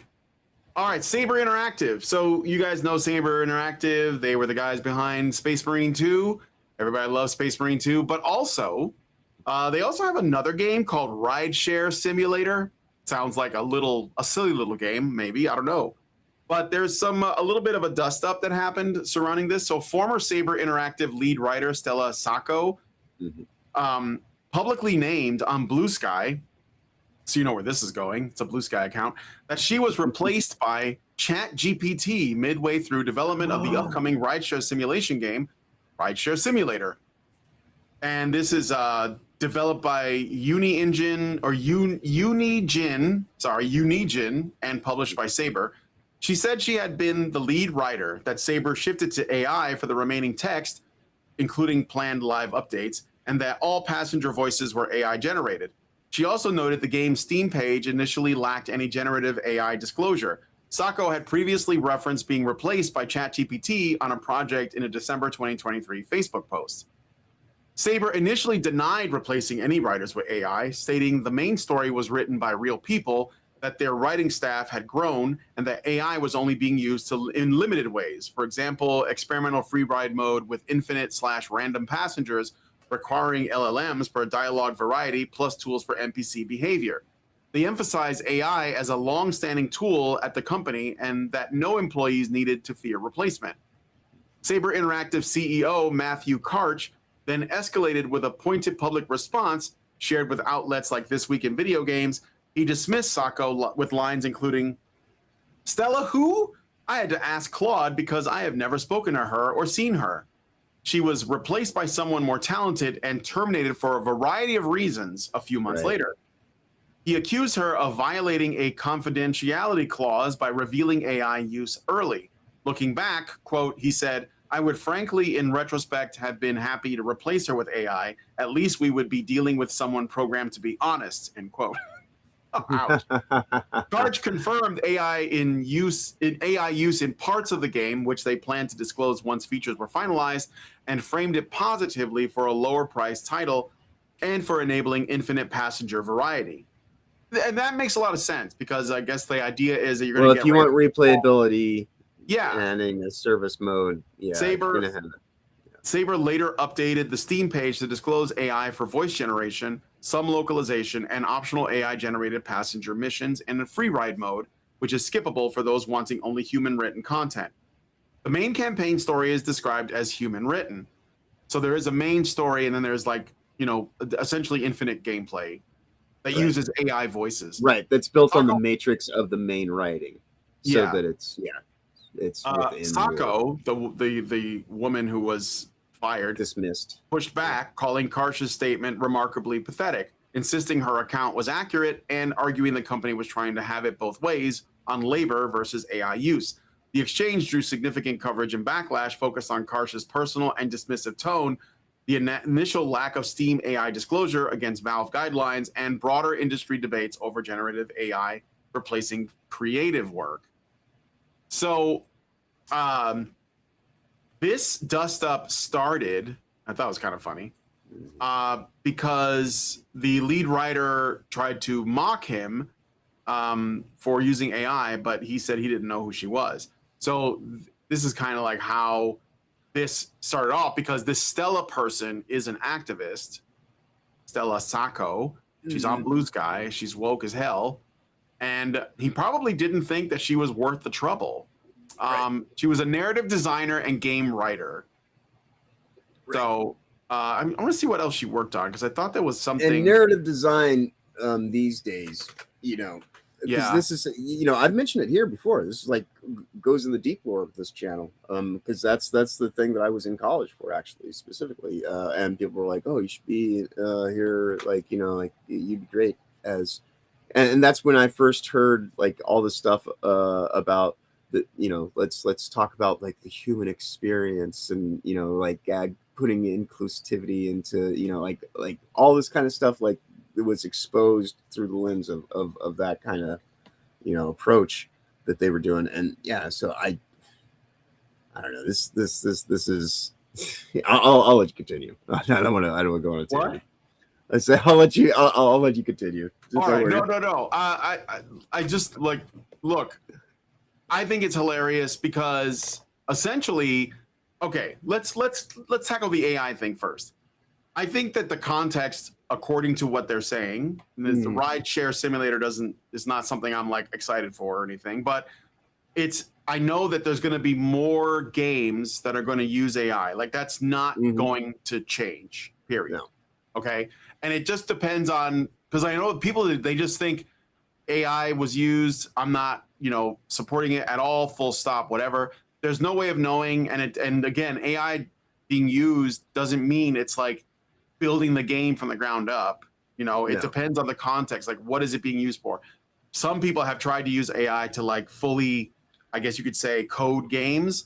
AI has been a part of game programming since forever. When you actually, because AI is not this thing that a lot of people try to pretend that it's doing. It is just it's math and access of arrays and just just being able to pull information from places faster. That's all. It's automation. That's it. The A is for automation, not artificial. Like, and if you're doing a job that can be easily replaced by automation, oof. I'm Well, sorry. the thing is, the reason why he did it was because he said that she was untrustworthy. more like she was more trouble than an AI. Like she was exactly. causing trouble at work, even though she didn't have that much under her belt. She literally only worked on two things before this, and neither of them are things Came you've in with heard a of. high level of expectation, and yeah. And so he was like, well, and again, for what they were using the AI for, if it's true, I think that the idea of like you're playing a rideshare game, right? And they have it has like a main story, whatever that is, a main gameplay loop. And in that, there's pre-recorded voices of actual people that are playing your ride sharers, I guess. I don't know what the game is about or anything. Right. But then there's also a mode where you can just pick up anybody and take them places. And because in order to keep it fresh, they're using voice, I guess AI voices and AI dialogue so that you can get the impression of doing, rides with any number of people. Right. And the thing is, like they do this in other games. Like what's the Where Winds Meet has AI NPCs. Not all of them are that, but there's a number of them that are AI that you can chat with. Now the chatting is extremely like basic. Like I did play Where Winds Meet for a little while, and I got bored of chatting with them because it didn't go anywhere. I thought that if there were AI NPCs, you could ask them questions, you could ask them for tips. Hey, do you want to help me go do this thing? Yeah, and actually, like you can ask make them something to do happen things, organically but they won't do within the anything. world. They'll just respond to you, and because and that was it. So because it's not as advanced as everybody makes it out to be. It's just a way of kind of like giving you more. It depends on the model, but they probably used the most basic one to give people the impression that it was going to be more immersive than it actually was. So yeah. But I mean, the first place that you're ever going to see a quote unquote actual AI construct is in a video game, because it'll have to exist in a virtual realm space with like a container box oriented kind of like like an actor. It'll have to be a virtual actor that you'd have to program the AI to go through to act out just to even beta test the concept. So I mean, like there will always be AI in gaming, because there's got to be AI, like all this stuff, everything they're planning on doing here in reality that I do take some issue with, because it is going to lead to the cyberpunk dystopia hellscape future that we were mentioning earlier, amongst all the other things that go along with it that make that happen. But it's going to happen in games, because this is where they put a lot of that. This is kind of where they beta test a lot of those ideas. Like they get, because this is the commercial end of kind of like those applications that are going to go to fuel things and kind of like get them onto the next level and do the more abstract aspects of warfare, so to speak, info warfare. And so like when you're programming robots and giving them more of a, I guess, sophisticated mindset. And that's something that nobody's going to stop. I mean, what do I agree with it? That doesn't really matter. It's just, it's something that's going on. So yeah, people are kind of being a little bit immature in their activism about how they kind of approach the whole concept of AI and what the issues are. Like data centers are a big fucking problem. Believe me, I'm right there with you, but people making silly ass bullshit and trying to like do stuff with their creativity because there's more processing power to do it. That's not to complain about. That's just be glad somebody has 5 minutes too. Is that like these like underqualified people that use like Me Too, for example, to like take jobs away from men and give it to women? Though they're going to start losing their jobs because they suck at them. And yes, some of them will be replaced by AI, but you're going to see a lot of people blaming AI for anything that happens to them that's bad. Yeah. Like it's literally going to be, there was like a meme. I remember back in the Anita Sarkeesian days of a person with like a rat's nest of cables behind their computer, and they're looking at them like they need to like figure out how to untangle them. And somebody like pasted Anita's head on the body of the person in the meme, and it says, the patriarchy is to blame for this. That's what they're going to do. They're going to start saying AI is to blame for everything, right? Like whatever happens to me. And at the end of the day, I think that AI is not that smart. So you can do better than it does. Yes, it's cheap. Yes, it's efficient, but it's not necessarily it's not perfect at all. Like it needs oversight. And so I think the only thing it's going to do is going to allow for more streamlining. And there's going to be a lot of dead weight, and the dead weight is going to complain that the reason why they lost their job is because of AI or LLMs. And I just don't buy it. And you know what the reason is these people complain is because they are real time AI. Like they are AI in IRL. Replacing the wrong NPC. Yeah. Right. Because they're just NPCs, which are just real world AIs. And so they're just being annoyed that they can actually be replaced by just an actual software process. And hey, do better, be a better person. Like have more to offer, because if you can be replaced by simple process tasking, you suck. All right, let me see what you guys are saying, and then we're going to get to the last story. So, all right. Let's see here. Iris Rhoda says, our lead singer didn't even ask if we had the jab. He just asked us to wear face masks and bring hand sanitizer. Is that a reference to whatever? Okay. Master Goa says, I thought AI use reporting was optional on Steam. I don't know. Maybe. Master Goa then says, I played Where Winds Meet for a little while when it came out. I think the game is good control and UI are terrible. That aside, it had AI conversations with NPCs, yes. In Where Winds Meet, you could bond with NPCs by talking to them, and the game literally tells you NPCs use AI for conversation. Yeah. Iris Rhoda says, I don't know what it's called, but I heard there's a new mental illness where people identify as NPCs and stand around public spaces trying to instigate the same conversation with anyone who walks by. Wow. What's a popular, well, okay. Here, this could be fun. What is a very funny and popular video game line that an NPC uses that everyone remembers? All right.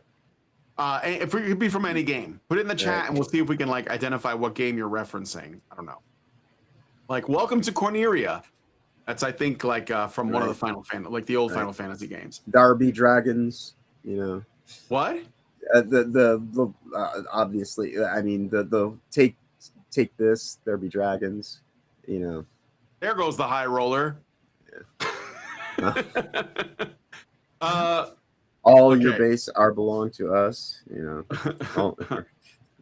Oh yeah, Norwegian. Stop right there, criminal scum. You violated the law. Yes. Do a barrel roll, yeah. What's the one from Fallout New Vegas? That's like the Mojave, something about the Mojave that everybody says. I can't remember it. I remember when you go into the one of the casinos and the guys look at you and say, there goes the high roller, something like that. Raging Rat, I am error. All right, anyway, let's get to the last story. We're gonna look at this game called War Fantasy. And John sent this through, and I had no idea of this thing, so I'm seeing this for the first time. Okay. Yeah. I think it's just it debuted this week, so it has every possibility to be possibly cringe, or it could be really interesting and poignant. And we'll, I'll let the trailer speak for itself, but it at least seemed interesting to kind of be like, this is something to look out for at least. So. Yeah.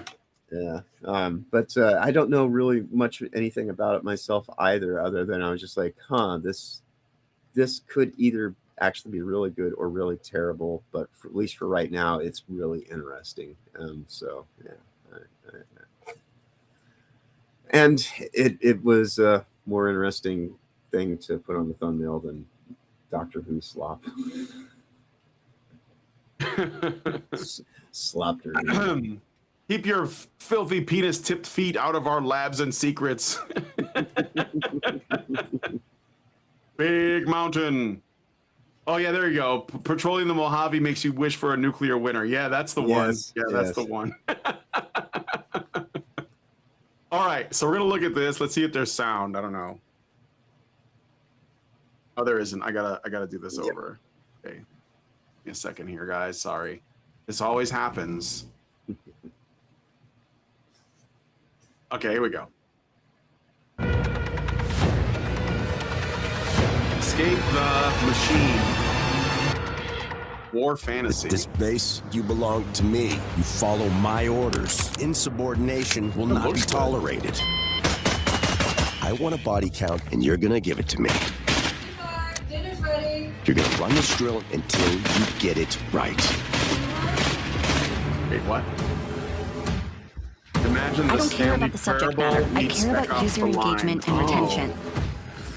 The modern battles. Like I say, it could Ends either end up unbeatable. being very cringe or very cool. I don't know. Could be interesting. Exactly. Like, but it looks interesting, to say the least. Form of training. How have you never heard of war fantasy? That's like literally If you Battlefield or disobey Call of me Duty, again, I Modern will rip Warfare or the something. skin off of your face. Now pick up the rifle and go again. The Pentagon is threatening to pull funding if we don't change the story. What did your game teach my son? The enemy is whoever I say it is. This company is not liable for the actions of our customers. It's just you and me in here. You can't shoot your way out of that. They make games like war and war like a game. They make games like war and war like a game. They make games like war and war like a game.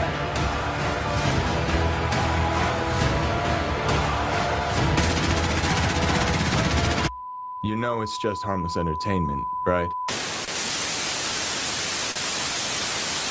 When this is over, you'll thank me. Yeah.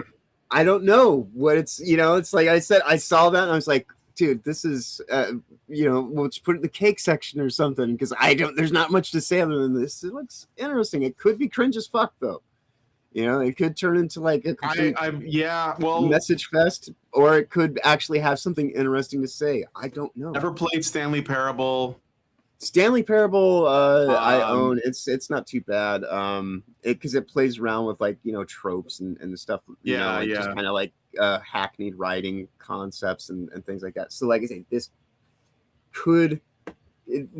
I don't know. This could be interesting and actually do and say something really cool, or it might end up just being a message fest that just becomes like one of the most cringiest cringe things that it tries to say a message that because like the whole thing about gamers being programmed to be mindless soldiers, they've been saying for a long ass time. So depending on who is responding that, if this is something that somebody's doing because they have a passionate thing. What about okay, so like Spec Ops: The Line. I know about the game. I never played it, but it was like the anti-war game that played as a war game. Like they were trying to like do this big like reveal, like, oh, war is bad, dude. Do you see this? Like. Like I say, this has every possibility. It rubs me the wrong way when you do that, because when they do that. Yeah. So if they're saying this is essentially Stanley Parable meets Spec Ops: The Line. So yeah, it has every possibility to be a message fest then. Yeah, I might have to follow up with this. But later. yeah, like either way, it was something that I was like, I want to get on this now because I know like one of the things I pride, I don't take pride in much, but I do at least one of the things I try to like do here with you is get things out early. No, like, it's fine. I'm glad that we looked at it. Yeah, and that's what I'm saying. That's what I'm saying. Because this is just one of those things where it's like, this just came out of nowhere, and it's like it'll be at least interesting to see where this goes because I don't know yet, and we've done that before. I don't know either, but I think that we're going. Yeah, I have my concerns, but we'll follow up. Maybe it's another. I'm gonna look at the. My immediate thought though is like this seems like this is probably going to be a message fest is my immediate thought, but it does look interesting. It could surprise me, but yeah, my thoughts are kind of like yours with like just knowing what I know about Stanley Parable, and evidently what you know about Spec Ops: The Line, which like a retelling of Heart of Darkness or some shit, like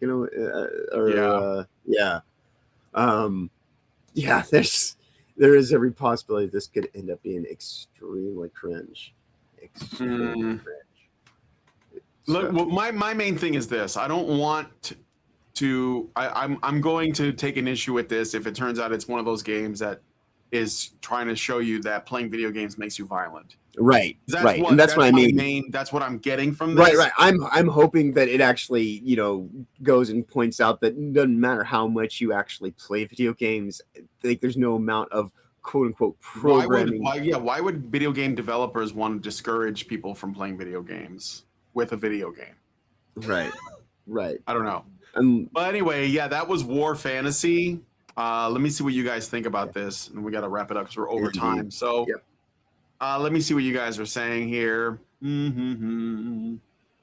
I'll look at some of these other comments about NPC dialogue.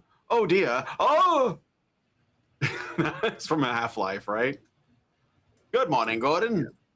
I'm Kupo for Kupo Nuts. I don't know what that is. Armor Barik says, I used to be an adventurer, but then I took an arrow to the knee. Yep. Gabriel says, this is the next Spec Ops: The Line. Take that for what you will. Yeah. And then usually these kind of like heavily like games like Spec Ops: The Line, they get a lot of praise by reviewers and like videos about video games. Man, they love bringing that one up over and over. Norwegian says, Fever Dream the game. Yeah. Gabriel says, I'm betting on cringe with a minor side order of cool visual moments. It does look nice.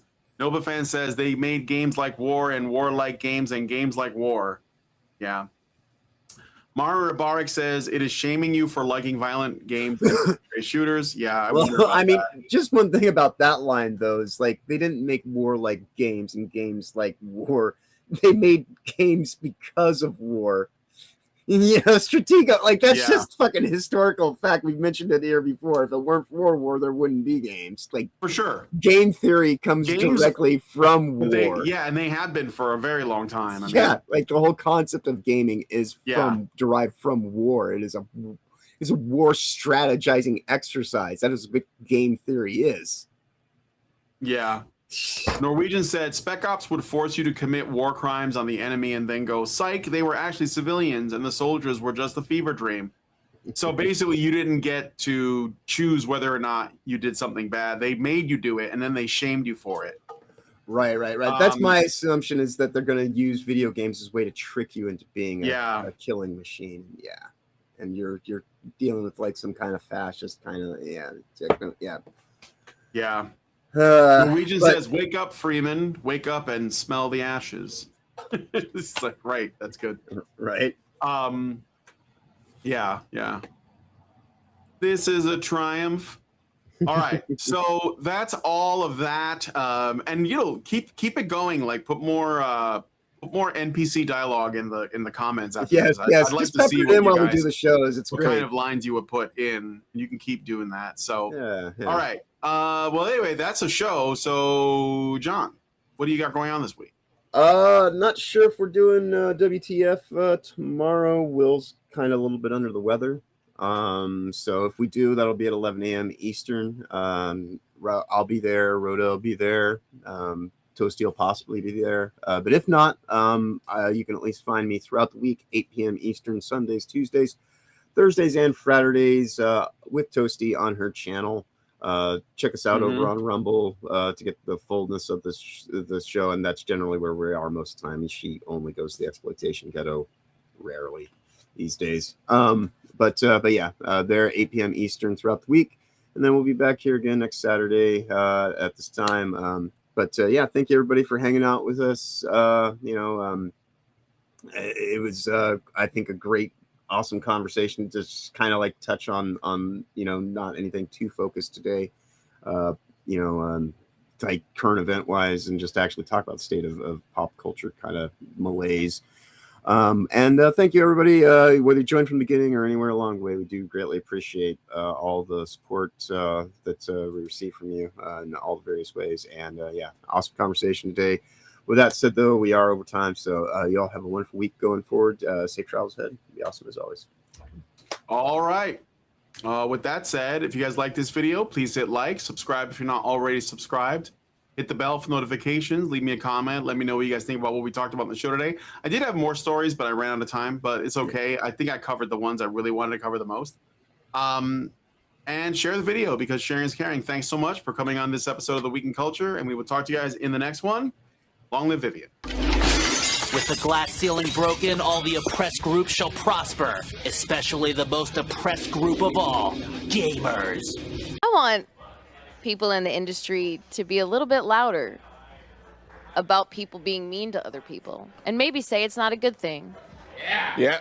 Maybe say we don't want you around if you're going to be a cunt. Yeah. And hateful.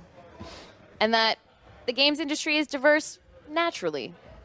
Not because anyone's making them be diverse. Because the world is diverse, you stupid motherfucker. And if you have a problem with that, come fight me. Physically. Bitch. Has anyone taken you up on that yet? No, because they're all pussies. Yep. Down here, salt is a way of life. Obviously, the environment down here is all salt. The ceiling's salt, the floor is salt, the walls are salt, and to an extent, the air is salt. And you breathe that in, and you can constantly taste the salt.